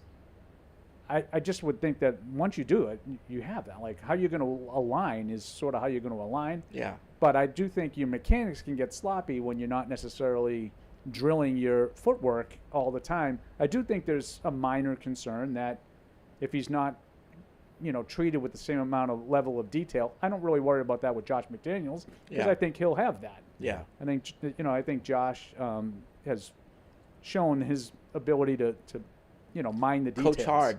Yeah, well, he's been a quarterback guy. Yep. Like, he's really been the quarterback coach while being the offensive coordinator. He's always had an assistant, like the Shaplinskys of the world and the Bo Hardegrees. But he's been the quarterback coach, really, since he's been the offensive coordinator. Yep. Chris in New Hampshire, I've never been more certain of anything in my life. The Chiefs are going to win, the fix is in, or the football gods have decided, or whatever cliche you prefer. I'd bet my entire savings, my cars, my house, and my children, but my wife won't let me. So he is convinced that the fix is in, the Chiefs will win. No, I hope not. I mean, the Chiefs may win, but just because they're a better team. I just think it's the way people have sort of tried. Well, they're not really very, very good. It's just fixed. Yeah. Like, that's how you're making yourself feel better. Sam from St. Catharines, what allows me to sleep soundly at night with all these Chiefs versus Patriots debates is the simple fact that when the lights were brightest in championship games and Super Bowl, Brady 2-0 versus Mahomes, Gronk 2-0 versus Kelsey, and Belichick 2-0 versus Andy Reid. And those numbers will never change. Fact. Yep. Unless Bill gets back in the league. Maybe. True. I don't know. But those are facts. Yep. That happened. Let's see. Tanaka writes in. Last week, there was a discussion about the chip in the ball and using it to determine ball placements and first downs. The issues you discussed was questioning if it could be seen by RF lasers or other means. As a rocket scientist, really, so this person truly is a rocket scientist, you are looking at it all wrong. Okay. The chip in the ball needs to contain inertial sensors similar to ones in iPhones and other common devices, only a bit more accurate, like the ones in rockets, which provide telemetry data. The ball would be able to determine from original placement on the down which direction it moved and by how much and when it was at that position. It is accomplished via multi-directional accelerometers. The ball simply transmits this information via a Bluetooth-type signal. This would eliminate all of the issues with not being able to see the ball and know where the placement should be. These chips are quite small, and newer versions can withstand 1,000 G-forces. I'm sure that this has already been looked at by the league. If not, this rocket scientist is very disappointed in their technical staff. I don't think it's a technology problem. We It's a money problem. It's a money problem, Right. I don't know. I'm not even sure it's that. but chips on their own, do they have their own power? How do you know when the knee's down? Yeah. I don't think that's Right. So I was listening to a podcast. Well, of- there's chips in the right. There's not chips in the knee. Right. Right, but I was listening to a podcast where I don't think it's. I think that they figured that piece of it out. They had these balls in the one of the spring leagues. I can't remember which one, but they were doing it as a exploratory thing. Well, there's a chip in the NFL ball. But since so like this 17. the problem is that, and I think this is what the emailer is getting at. The whole ball needs to be covered in the chips. Right. So one of those footballs is $500 for one of the footballs. So now when you think about, across the league all season long, how many footballs the NFL goes through, and at the end of the day, we're talking about maybe hundreds of thousands of dollars spent every single year. And I know everybody says, "Oh, it's a $10 billion industry. Who the heck cares?" These people care. These greedy people care. I don't doubt at all. Like the technology exists. Yeah. I just don't know how it works. Yeah. Like in terms, not the technology, like in practice. But to have those accelerometers and all that stuff in an iPhone, iPhone has a battery. There's power going through the phone, which controls all that. I just wonder how a chip has its own power. So You got to charge your footballs up before every game. You got to plug them into the I think USBs. a lot of this is from a cost perspective. I think is really one of the bigger issues. that could be the simplest answer. Yeah. Cost. Couldn't spike it anymore. I with the just chips. think there's still some things to be ironed out that they haven't, that no one's really explained to me how that works. Like the ball I get has a chip in it, and they know where the chip is when the whistle, but where is the ball spotted? It's the same thing that you said earlier, and you disagree with me that you think it's harder than I'm giving it credit for to know where the knee is, where the ball is. Right. Or Well, whatever. The chip doesn't alleviate that problem. Yeah. I don't think. What is the first thing that touched the ground to cause him being down, and then where was the ball at that time? It's tough. Yeah. Match it up. Hector in Pennsylvania, and I'm glad he's writing in because I heard this trade scenario, and I just laughed. Oh, I'm in.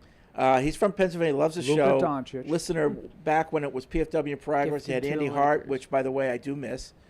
But would you trade for Myles Garrett? And if so, would you give up a second-round pick as well as Joe Milton to acquire Garrett? You need a lot more to give up to Myles Garrett. That would allow the Browns to use their first-round pick to go after talent as opposed to a quarterback and will allow the first pick from the Patriots to acquire Will Campbell or perhaps go after Abdul Carter or even Okay. I've heard this before. Joe Milton. You've heard someone say that the Patriots could get Myles Garrett for a second-round pick? And Joe Milton. Right. A second-round pick. Yeah. One. Yeah. One? Why would the Browns do that? So and this person's going the next step, saying that now the Browns have their starting quarterback with Joe Milton. You don't believe that, Paul? Well, if they believe it. You saw Week 18. Yeah, so I don't tore it up. like. Do they? How many points they scored that day? What? It's not about points. So Did it for look anybody good? anybody 23? who's subscribing to that scenario, second round, go look at what it costs to get Khalil Mack, and Myles Garrett is better than Khalil Mack. You know, I am always interested about these trades, though, because it doesn't usually end up being as much as you think it's going to be. No, especially when a guy is adamant about Yeah. demanding the trade. Sometimes that lowers the price because they're desperate and they have to make the move. And I'd also say, like, it matters where in the first round the picks are coming from. Like, I think one team that's been floated is the Lions, just to kind of get them over the top to go out and get. But if the Lions know that they're going to be picking 32nd in the draft for the next 2 years because they now have Myles Garrett and they're going to win the Super Bowl, that's a lot different than the Patriots trading their first round picks for Myles Garrett. So, you know, it's just because they might get technically 2 first round picks for him. It might be 2 first round picks from a team that is expecting to be picking in the 30s, you know, in the first round. That's not the same thing. Buffalo. Yeah, Buffalo. I've heard Buffalo thrown out Detroit. there a lot. Yeah. Detroit, I've heard thrown out there a lot. Right, like those are teams that are probably different. bottom of the first round. Yeah. Yep. Not number 4. Kyle from Pembroke has a Would You Rather game, and before you ask Paul, why does it have to be one or the other? It's because that's the point of the game. Have fun. I love games. What do you make of this? I'm your audience, bro. All right. I love your games. Would you rather draft Carter at 4 or trade 4 for Myles Garrett? Carter at 4. Draft Carter at 4. Okay, so you want the upside. No. Well, I don't have really a lot of faith that Carter will be a better player than Myles Garrett. But Myles Garrett is 30? 29. 29. I'll take a guy who might be a big part of my team when I'm good again. Okay. I'd say even if Carter isn't as good all around as Garrett, he's going to bring something important to the table where he can get after the quarterback a little bit. I mean, even if he ends up just being a third down pass rush guy. I just think it's unrealistic to expect him, sight unseen, to be a defensive player of the year candidate. Right. I mean, obviously you hope that. Yeah. But that's hard to just pencil in for a kid who's never played it down. But you'd rather use the draft pick on Carter than Yeah. trade for Garrett. Yeah. I think I probably would too. Think about it though. I love Garrett, but I would. Yeah. I mean, 2, sign T. Higgins to a large, maybe overpay contract, or draft McMillan at 4. T. Higgins. T. Higgins, yeah. Okay. Again, 25 as opposed to 29. Yep. Right. Trade down to swap first and get a day 2 pick, or draft Will Campbell at 4. Trade down to get a first. Get a day 2 pick. So, oh wait. So you get the first, and you get a day 2 pick. So you're not getting a first. How far You're down? You're swapping with somebody, and you're getting a day 2 pick. Right. How far down am I going? That's a good question. I don't know. Can't answer it. But I have to Sorry. take Will Campbell at 4. Yeah. I'll take the trade. Yeah, I might take the trade I don't know how too. far down I'm going. Okay. But I don't want Will Campbell at 4. I don't mind Will Campbell at But 4. I might, just don't know I how might far be I'm being going. stubborn about that. Get rid of the Pro Bowl good for or his get arms. rid of They're holiday measured. games, midweek games. Oh. I missed that one. So you can get rid of the Holiday Pro Bowl midweek. or get rid of the midweek or holiday games. Holiday midweek. Pro Bowl. I would say the holiday midweek. I don't care about the Pro Bowl anyway. That doesn't, I like the holiday games. Do or don't. There's no try. I like Thursday Night Football. I watch it every week. I do too. But we don't For really, half. Well, we don't Then I really go to bed. We don't really get to like watch Half. a lot of non-Patriots football during Yeah. the season, so I like watching it. Yeah. Floyd in Michigan. Some recent mock drafts of the Patriots drafting Mason Graham, which I'm okay with. I like Ted McMillan, but he is the number 15 rated player on Daniel Jeremiah's player rankings. Will Campbell is the number 8 rated player in his ranking, plus too many comments about him possibly being a guard for me to be okay with drafting at number 4. Too many people seem to ignore the value of the number 4 pick. No reaching. But the problem is the number 4 pick is more valuable in some other years when you have better high-end talent. Right. This year, the Yeah. number 4 pick isn't that valuable. Yeah. I mean, if you someone's gonna get taken 4. Yeah. That doesn't mean that they're worthy of the 4th overall pick. So like, you have to sort of talk yourself into what is the lesser of two evils if you don't have an opportunity to take Carter or Hunter. Yeah. Because I think those two guys are probably worth the 4th pick. Yep. I'm not a big Mason Graham guy. Not because I don't think his tape is good. I'm not really. I don't see the value. Like I guess I'm just missing where, like, what's the vision of building the team. If they don't know if Barmore can play anymore. I've heard many people say you build from the inside out. Yeah, but now we're building really from the inside. It kind of like reminds me of like what Washington did all those years ago, where they drafted like 4 first-round defensive tackles in a row, all from Alabama. It's just I just don't see it moving the needle. Like I just don't. He's not going to finish sacks, so he's not that type of player. He's a disruptor. He's not Warren Sapp. Yeah, I mean he's a disruptor, just like kind of like Barmore. You know, like he's going to wreck games, but I don't think he's going to be the one getting him on the ground. I get the interior pressure. I get all that. I don't know. I just don't think that it's enough. Is he a good run stopper? He is, but I wouldn't say it's his strength. On the way to the quarterback. Yeah, he reminds me a lot of Braden Fiske with the Rams. Like I think that's his ideal role: 3 technique, get up the field. Is be there in the an E backfield. at the end of Fiske? I don't know. Evan calls him Fiske. Pronunciation-wise? Fiske. Oh, I know how it's spelled, but usually it's pronounced Fisk. Fiske. I think it's Fiske. Frisky. Yeah. Could be Fiske. I just learned something. I've been calling him Fisk the whole I'm bad year. with names. Don't cite me on that. I think it's Fisk. But yeah, I'm not crazy about it. Like I'd much rather compliment Barmore with an edge rusher, with somebody coming. If you're going to go pass rush, like I'd much rather it be off the edge. Who's getting the quarterback on the ground? Yeah, you're talking my language, Ev. That's like the same kind of thoughts that I've been thinking about him, because he's a good player, but like you said, I mean, if Barmore's good to go, it's a little bit too redundant. I would also just say, with all the conversation around Will Campbell, who I really like, I mean, I think he's going to be a good player. I just think they need to sew up something with the offensive line in free agency. I just don't think, even if you take Will Campbell at 4, I still think you're putting a lot of hope on that one player being able to fix as a rookie at a position that a lot of people aren't even sure he can play. Like, I don't want to wait till that point to feel like we've solidified the offensive line. I'm, seeing Steve Palazzolo, who we know a little bit from PFF, saying you just need the offensive line to be okay, just to not suck. Not be bad. And I kind of agree with that notion. That's me. I was stunned, and as Evan pointed out, he's kind of one of the analytics guys. Yeah. That's why I wonder. I feel without Hunter or Carter at 4, I'm kind of torn. I'm kind of torn on what to do. I think if you don't have like McMillan really that much, then I could talk into Will Campbell. Yeah, but I can talk myself into it. I just like to get there and be like, we've got a left tackle right now. And I don't know exactly Stanley who it is, but I would like to sign a veteran tackle and draft Will Campbell or Kelvin Banks. Alaric Jackson. Yeah, Alaric Jackson's a great one. I mean, or just let's wait till day 2 and get a right tackle. Like, let's not, you know what I mean? Let's sign Jackson. He's a solid player. Fine. Yeah. Get another developmental guy in day 2.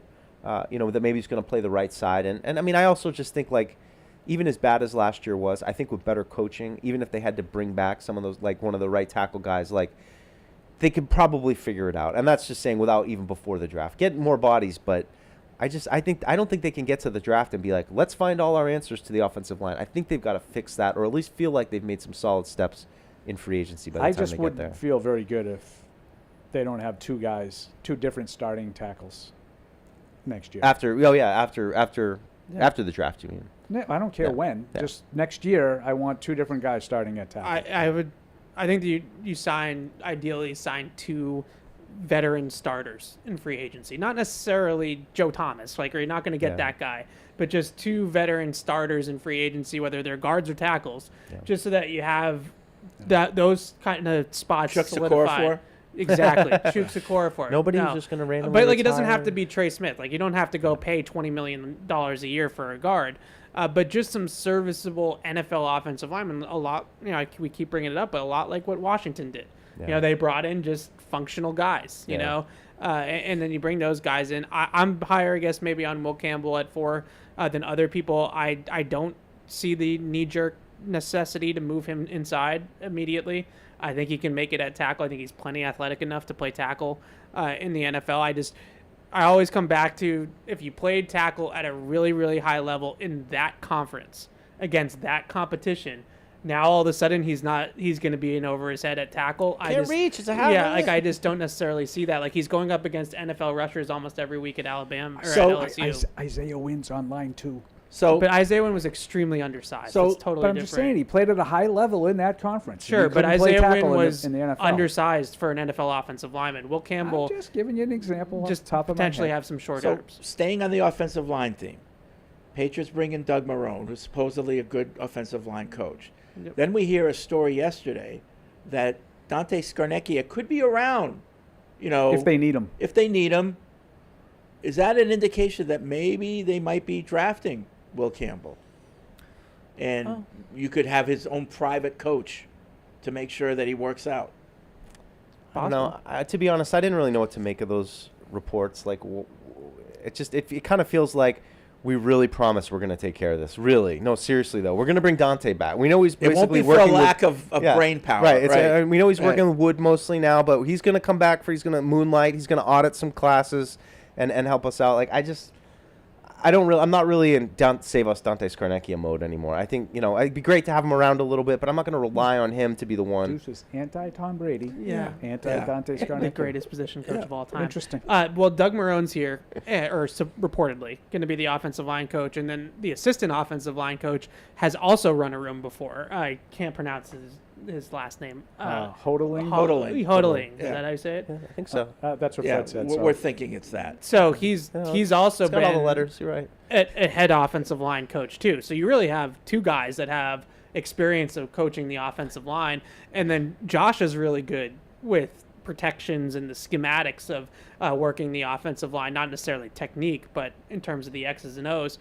So they really have a lot of brain power already invested in. Well, I had offensive one linemen. person come in today and said, last year they were making fun of us because we had too much inexperience. Now they're making fun of us because we have too many chefs in the kitchen. Are people saying that? No. People are saying there's too many chefs in the Too kitchen. many chefs in the kitchen. Too many cooks. Oh, is that in many- relation to there's too many head coaches? Yeah. Yeah, I don't think it's too many cooks in the kitchen. It might be too many personalities. Yeah. Too many strong personalities. Yeah. I don't think it's necessarily. I don't think they. I think they have a perfect amount of coaches. Yeah. To be honest, I think it's more in line with Bill did, which I always agreed with. Less is more. But I don't think it's less. I think it's typical of what other teams do. The Patriots last year, I believe, had double what they have right now. That's too many cooks in the kitchen. Well, no. I mean, guys running They around have like making 36 copies aren't guys. the cooks. But I think it's specifically you got a lot of head coaches who you would think have a lot of strong opinions, and how is that going to all mix? That's a concern. Yeah. To me, is that one Well, guy that- thinks this is the way the offense should run, Well, and this- that's not necessarily well, the way that's- Josh McDaniels thinks. But the that's offense where should run. Vrabel comes in. Yeah, that's Vrabel has to put the fist down and yeah. say, "Listen, when we make a decision, that's it. We're all on board, and there's no second guessing. Yeah. We go forward as a team." So That's to me is a big reason why I'm not that concerned. I mean, had it been a first-time head coach with a lot of head coaches around him, then I think that's a recipe for this guy doesn't know what he's doing. That kind of thing. But I just think the way I think it was Taylor maybe interviewed Steve Spagnuolo at the thing last night talking about how much respect he has for Vrabel. I think a lot of he's kind of one of those coach kind of guys. I think a lot of people respect him around the league, and I think he's going to have the personality to keep a handle on all that stuff and be able to let people do their job without feeling like they're coming at him. Cynthia is not happy with us Oh, Cynthia. about last week. Yeah, guys. She said, "Worst episode this week, hearing the fashion shaming of Taylor Swift. Can we focus on something important like football instead of women bashing other women? Low moment PU. Sounded like elementary school, Mean Girls, and that is not just Alex and Tamara. Mike sounded like the closet to an adult, like the closest to an adult. Thank you. And not that close, and not for very long. pointing- I don't care if you like her or don't. We're better than that." Wow. I You guys really went off Did the anyone reservation say they without didn't me like here, her? huh? No. I just dig her music. I that's all think the one thing I said was I wasn't aware there was a rant against her fashion. No. I wasn't aware of that. Neither- I thought so she I don't looked really know how good at that the was Grammys. considered to be like a shot at. She really enjoys Taylor herself at the Swift. Grammys. By the way, we talk about everybody's fashion on this show. That's right. Yeah. I didn't because I didn't know it was a thing. Yeah. I have a And whole database. unfortunately, the women that Right. are here talking This about guy it aren't has a here to defend database them. about fashion. I so had no they're not idea here to that defend this was a themselves. thing either. Yeah. I didn't know. Me neither. Got to plead ignorance on this thing. We have a right. We have a right to our opinions. And she has a right to complain about them. Sure. What is that bag that you're wearing? Right. All right, that was Andy Or- Hart. That What was do you Andy have on, Hart. like a big Dartmouth But windbreaker or something? I actually went home that night and I talked to Beth about it a little bit. I was like, is there a thing like where women don't think that Taylor Swift has any fashion sense or anything like that? And she was not really. Now, we're a little older, so maybe we're not as, Well, Beth is we only can't three- all be the 3 months guy at the younger than me. Grammys with the castle on his head. That was Jaden Smith. I know. Yeah, that was a rough. He just wanted a roof over his that head. is that I don't know if that is that allowed. Too much entanglement. Is that allowed to criticize that? Yes. Yeah. Because I thought that was ridiculous. Yeah. Cost him $4,600. It looked like he was being punished. How did you let him be sitting behind him? I know. His mom's kind of crazy. Move so your castle. Oh, don't do that. She's a little crazy. No, I mean, I just didn't realize that was a big thing in Taylor Swift. No, circles. I would say I didn't know that either. With her, it's her dancing that gets a lot of flack. Uh-oh. Here we go. She's a singer-songwriter. Yeah, that's who she is. that's normally it's. There the was a dancing. debate in our department. Like 2 people were going at it between Beyonce and Taylor Swift. Who was better? Oh, it's And like it was starting to get a little heated. I had to Wow. kind of get in there. Ho, ho, ho. Yeah. Really? Yeah. Got heated. Break it up. I'm looking forward to 29 minutes. I can I find think out one what person this was is. starting to get his or her feelings hurt. Whoa. That was good. That was good right there. Did you give us a Their Yeah. feelings. Right? So but like people really Who do get. you got? I said I moderated and I said, listen, Taylor Swift is a singer-songwriter. Beyonce is not. Beyonce, vocals and dancing. a That's what performer. Taylor Swift did. They both have something the other I hate doesn't. it. I hate it. That's Yeah. good. That's such a Right. like balanced. Fair. take. And then I said, and they said, well, who has had the biggest influence overall? I said, well, I will make the comparison to the Patriots and the Chiefs. I said, right now, if you had to stop today, if Taylor Swift never produced another song, you would say overall Beyonce had the bigger influence. But Taylor Swift is on track to surpass her if she keeps doing it. I think she might have already surpassed her, to be honest. I mean, I don't know. Taylor Swift seems like a global Taylor phenomenon. Swift already did the country thing. The like of Wicks, yeah, the likes Well, of Wicks. and they both kind of reinvented themselves, over time. But so, like Taylor Swift was again, never in a girl band though. Everybody's has entitled to their own opinion, especially when it comes to art and music and entertainment. I do like your take is like I would say vocals. I agree with a lot of Beyonce. that. Oh yeah, No I think question. Beyonce is more talented. I think Taylor Swift has not when it comes to songwriting. It depends what you consider. Right. I think right. It's more like of the a athletic phys- traits, yeah, what you right, consider. Right. Yeah. I think she's Like I she's give definitely credit to physically I give talented. credit to any entertainer that writes their own songs these days. Oh, hell yeah. You know, that's she does. She also Yeah. writes songs for other people. Yep. There's Yeah, a lot of hit songs exactly. that Taylor So- Swift's written for other so that's a people. talent that Beyonce doesn't have. It's fair. You know. But I mean, Beyonce is like irreplaceable. I mean, oof, it's a song. I Yeah. love that one. So To it's the left, to the left. there's no That's a right or throwback. wrong It's a in great that song. one. It's a great There's no throwback. right or wrong. I love that one. Paul, another Paul, talking about the coaching hires.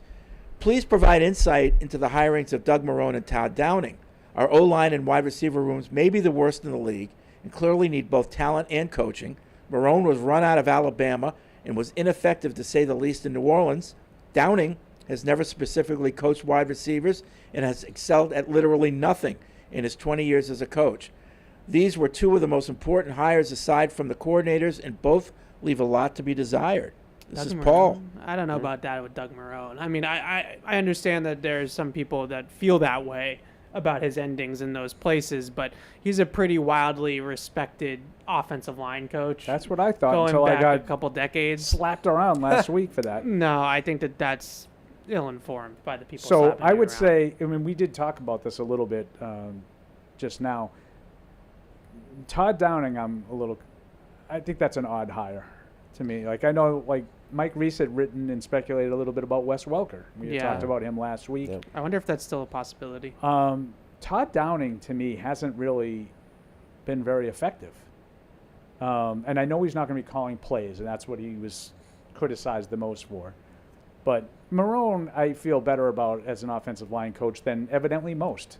Yeah.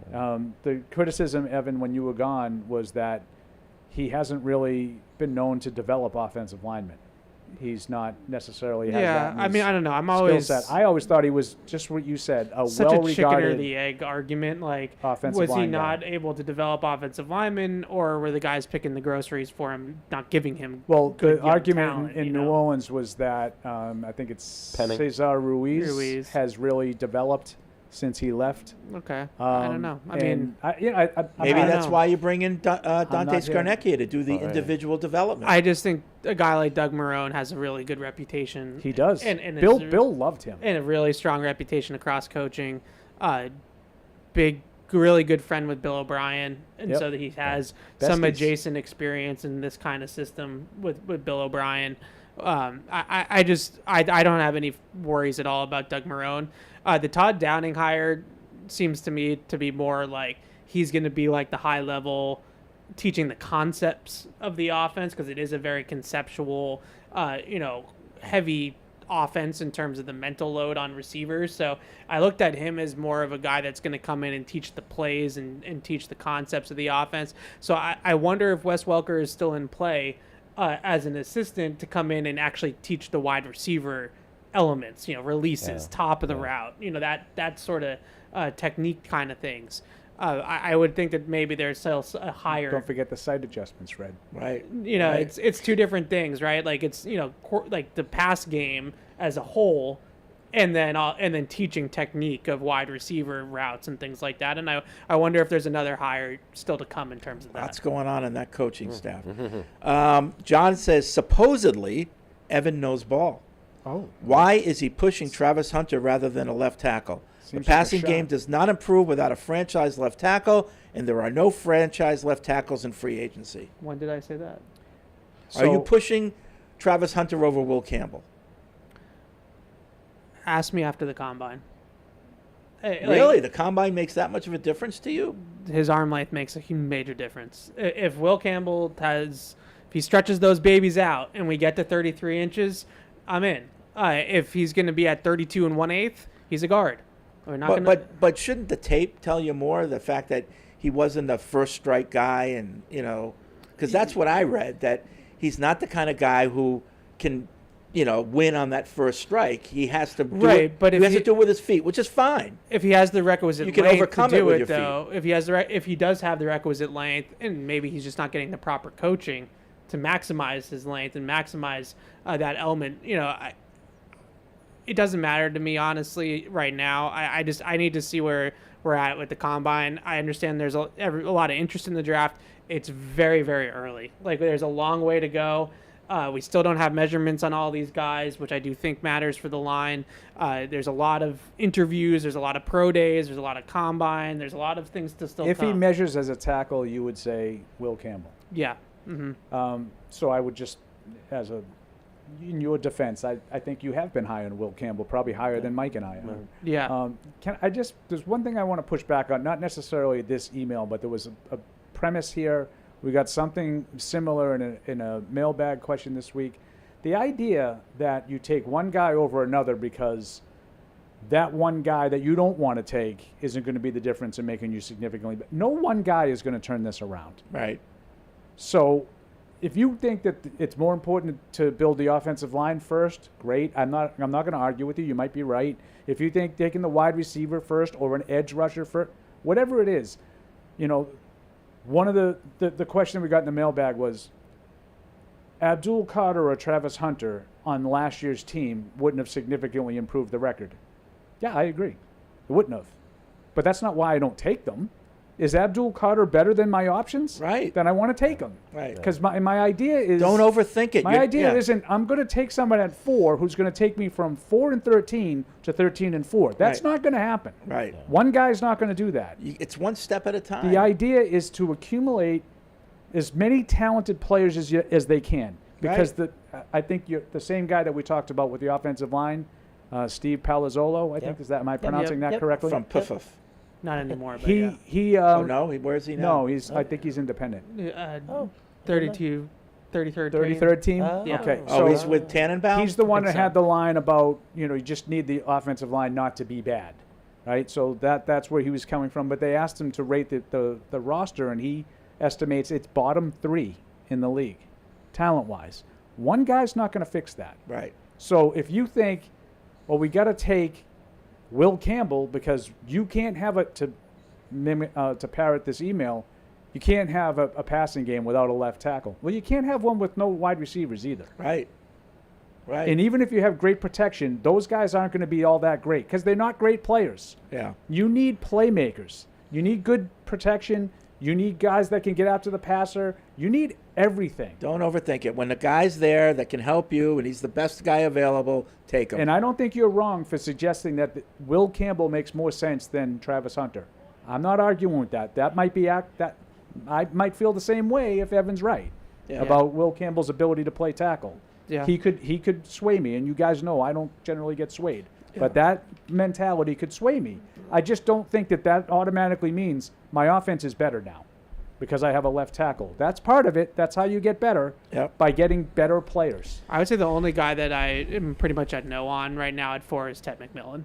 Like, that's pretty much the only guy that I would say would be disappointed. Like, even Mason Graham, like, I wouldn't love it, but I could see the player. Right? I can see the talent and the idea of the player. Ted McMillan's the only guy that I'd sit here today and I'm like, at 4, no. I just want to be confident in the fact that whoever they take, they think is the best player. Yeah. Whether it's Mason Graham or Travis Hunter or Abdul Carter or Will Campbell, whoever. And if you think McMillan's not in that category, fine. I think it's those 4. I just wanted to be confident that whatever guy that they pick, they're 100% convinced is the best of those 4 players. Yep.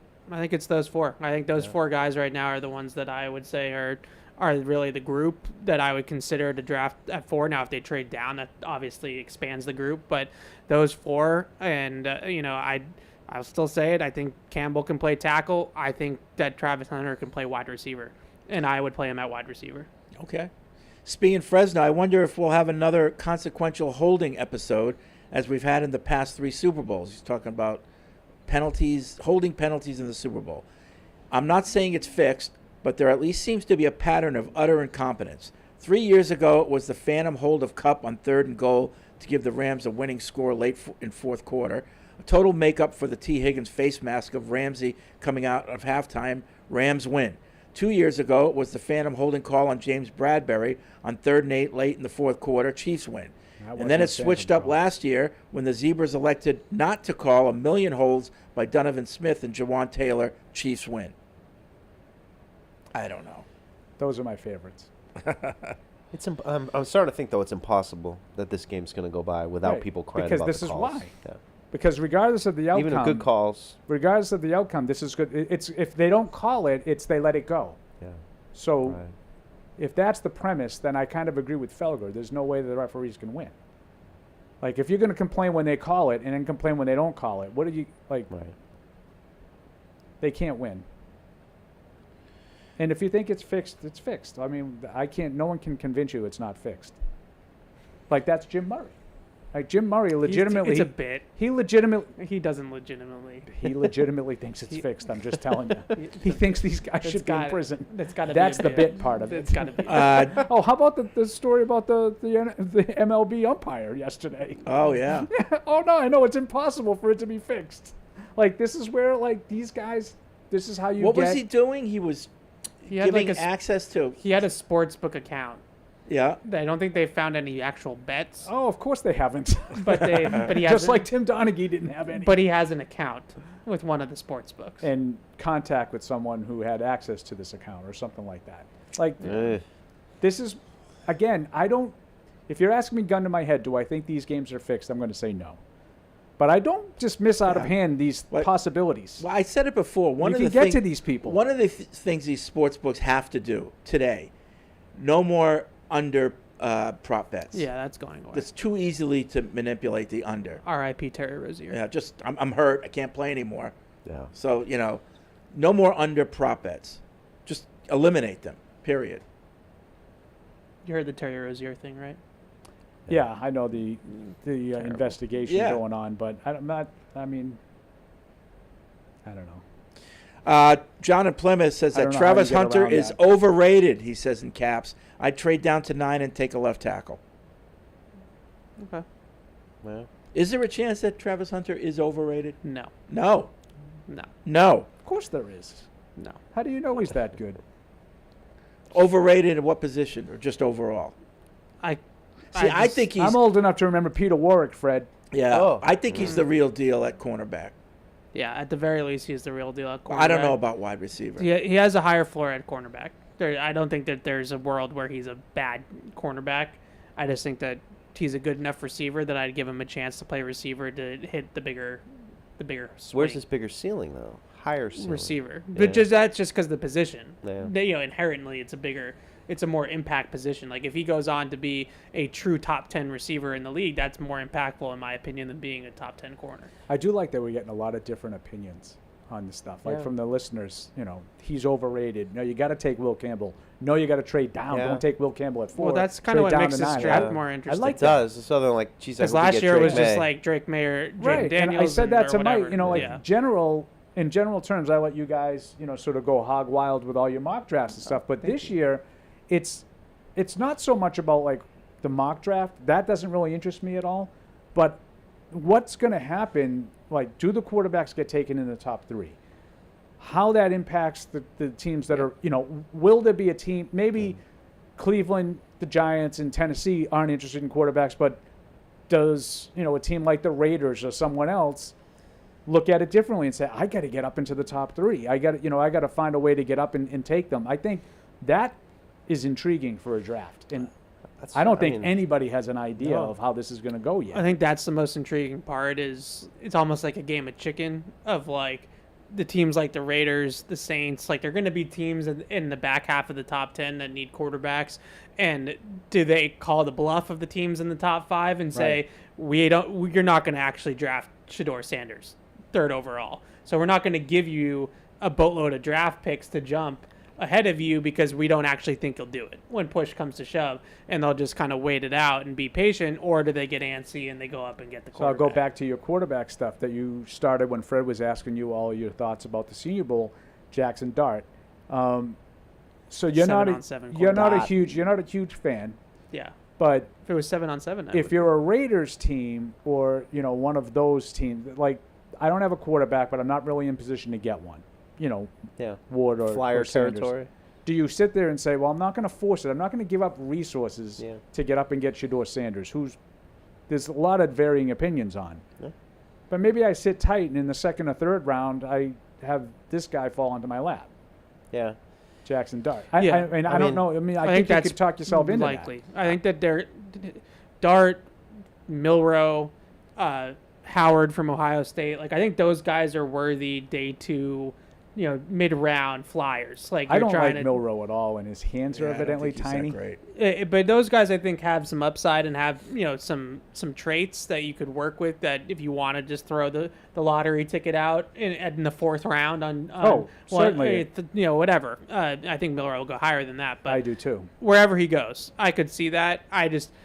I think there's really only 2 quarterbacks that have any chance of going high, and that's Cam Ward and Shedeur. But I think that those other quarterbacks will be more realistic. So the Raiders need a quarterback. Yeah. And there's a report that Chip Kelly's going to be coming in to be their OC. Oh no, it's $6 million. So does that happened? Who if Chip Kelly has a say, does he say we got to move up and get Marcus Mariota? Well, his quarterback in college was Will Howard with Ohio State, who had a really good playoff. I don't know. I mean, I don't know how much influence he'll have. Maybe he does what I just said, only instead of Dart, it's Howard. No need to waste any resources here. We'll get this guy in day 2 some point. He can run my offense. And he can run my offense. Yeah. I just think from the Patriots' perspective, like you guys said, we're looking at 4 guys. But if suddenly a trade down happens, all of a sudden all these options open up that I feel like we'll probably spend little to no time talking about this spring. The guys from Georgia we were talking about, Mike Green, guy from Marshall. I mean, a lot of maybe just a tier below some of the names we're talking about in terms of edge or those kind of players. But there's this a is lot the part that I like in that mid first round that could still really be helpful and intriguing. And maybe you pick up an extra 2nd round pick and then you hit a couple times in that really the best part of that of this draft. Jalen Walker from Georgia screams Vrabel linebacker, can play on the line, can play off the line, can rush the passer a little bit. He's not as big as Hightower, but like can kind of be played in a similar role as Hightower. Dominant player in college. And that kind of player just, if you're looking for the things that they talked about, effort, finish, leadership, like all those types of intangibles too. He just checks a lot of those different boxes, and he's smaller. He's only like 240, 245, so he's a little bit new agey at that position. He's not 260 like Hightower was. So even like the tackles too. We talked about Josh Simmons from OSU, who was hurt. I think there's a chance that guy's the best tackle of this whole group. So I don't know. We're gonna get so focused on these main guys that there are other interesting guys out there. I think that could help them. Mick in Kirk Island writes in. First of all, Fred, I love your Irish accent when you read out any of my emails. It's as good as your Dan Shaughnessy impression. Hypothetical scenario for a wide receiver coach. Let's say Josh has his guy and Vrabel has a different guy in mind, both equally good candidates. Who should have final say? Josh as OC, who will be working with the coach daily, or Vrabel as head coach? Well, I'll throw out what I read today from Bedard, and he reported exactly on this and said that Vrabel wasn't even in the meeting. He wanted Josh McDaniels to come to this decision on his own. That's what the reporting is from Greg. Yeah, I would say I'd rather it be Josh's decision, but that doesn't mean that I want the band back together. So Josh on his own chose Vrabel's guy from Tennessee? That's what they would have you believe. Come on. Really? It's like, Josh, this is your decision. Here's the guy. Doesn't it seem that way? Yeah, I'm not as worried about wide receivers coach as offensive line coach. I think that those offensive line coach and coordinator, I think, need to really be in tandem. I think that needs to be. But Josh was really tight with Dante. Yeah, Dante, really Carmen Bracillo, you need to be synced up with those in those two ways. And I do think Doug Marrone is more in the middle of some branches touching both coaches. So that does make me feel better. I'm not sure I understand. Anthony in Delaware says, what's the difference between if Bill was still here and hired Josh as pass game coordinator or some other title besides offensive coordinator? Do the Raiders still pay his entire salary? I see that the Patriots are paying Josh some money, but I assume next year they pay him in full. If Bill was here? So if Bill was here, he doesn't have anything to do with Bill. He wouldn't give him the title of offensive coordinator. He'd give him some other title so they pay him less and have the Raiders pay more. No, that's not the way it works. There's a lot of stuff in that story that I'm not really going to touch on. Oh, okay. Like that Bedard story, Oh, I didn't even know he had a story. Oh, yeah. Yeah. There's a lot of information in it. And okay. Yeah. Also, Mark from the Bay came up in old episodes. He definitely owes you guys a few lunches. Pretty sure he was a big Bitcoin guy back then. I think he was. Yeah, he doesn't call anymore. That's probably why. Was he the one that would harass Eric? Oh, yeah. Yeah. Oh, Eric had no tolerance for him. He wouldn't even let him get a word out edgewise. He'd just go right into it. Yeah. That's good. Kyle and Pembroke, why is McMillan a no at 4 for you, Evan? Ceiling. I just don't really love the player. I think he the best comp that I would have with Ted is like a Drake London type. Maybe even T. Higgins. Good players. I'm not saying that they're bad players. I don't think that they're 4th overall players. If you're going to draft a receiver that high, I expect him to be Jamar Chase. Yeah. I don't expect him to be Drake London. I'm with you too. I've been said it since the season. I want explosiveness. I want guys who are going to change the speed of this team, and I think he's a nice piece. He's a complementary piece on the right team where you have an inside receiver who's really fast and can do a number of things. That's a good complementary piece. I'd love to have him on the team. They're not there yet. That's a couple moves down the road for me. I don't think he moves the needle enough for Drake. Maybe in the red zone, he's a big target to throw to. That's a plus, but I'm looking more at the guys with speed this year. That's what I want. Speed. Yeah, he's a possession receiver. If he's not a take the top off the receiver, and I'm not necessarily in love with needing that, but it's just when I watch him, I just don't necessarily see game changer on film with him. I see a nice receiver, but I don't see that, and if I'm going to draft a receiver that high, it needs to be game changer. Ben in Brooklyn's trying to get creative to get Myles Garrett. He says, rather than the Patriots sending picks to Cleveland, Would the Browns be interested if the Patriots also took on Watson and then released him? I got this today. Released him. Others have pointed out that the Patriots' 2025 pick doesn't help much since Cleveland already has a high pick, and they might want to do the trade post-June 1 for cap considerations. Patriots might also need to send back salary, so this deal would need additional tweaking. Who says no? Patriots. Yeah. Yeah. But I get it. I just that's a player they need. That's they need that kind of player. There was no trade there. I mean, it was just Watson. Usually, it's not going to be. So It would they're going to lessen- give us Watson and Garrett, Right. and we're giving him nothing. Pay him We're to do giving him nothing. But Well, we're just paying Watson. It's like a baseball trade, though, Right, right? Where like you give up less. You take on salary. No, I Because know, you're but taking like out the I salary. need to know what the less is. Like, Yeah. is all the Patriots giving up is money? Yeah. Like they're paying Yeah, Watson. that's it. I don't think that I don't. That's the one that was proposed to us in SBFW. Okay. They'll put him up at Tropical Smoothie. Doesn't have to play for the football team. He can just Mark and Fall River, the big conversation has been the Chiefs and the refs. I know the Patriots benefited from a lot of calls, and I don't really think the fix is in for the Chiefs. I do think the conversation is missing an important piece, though. To me, the most egregious refereeing surrounding the Chiefs is the lack of offensive pass interference calls. It seems like they run illegal pick plays and don't get called for it at least 5 times a game. It reminds me of the early Patriots dynasty just on the other side of the ball. They are physical, and they are going to keep doing it and make the refs call it. You guys certainly watch all 22 more than I do. Do you agree? Wasn't that an issue in that championship game that we beat them in Kansas Bill City? definitely feels the same way as me. Sammy Watkins got open late in that game on the one that the tying field goal on a blatant pick. Right. Which is basically the entirety of the Patriots passing game. Oh. Like that's why they're There's so a difference good. between a rub and a pick. I totally agree. So does Andy. Right, ball knower? So does Andy Reid. I totally agree. And Andy Reid and Bill Belichick executed that stuff better than anyone. And that's why that's another similarity between their dominance, because they both get away with a lot of that.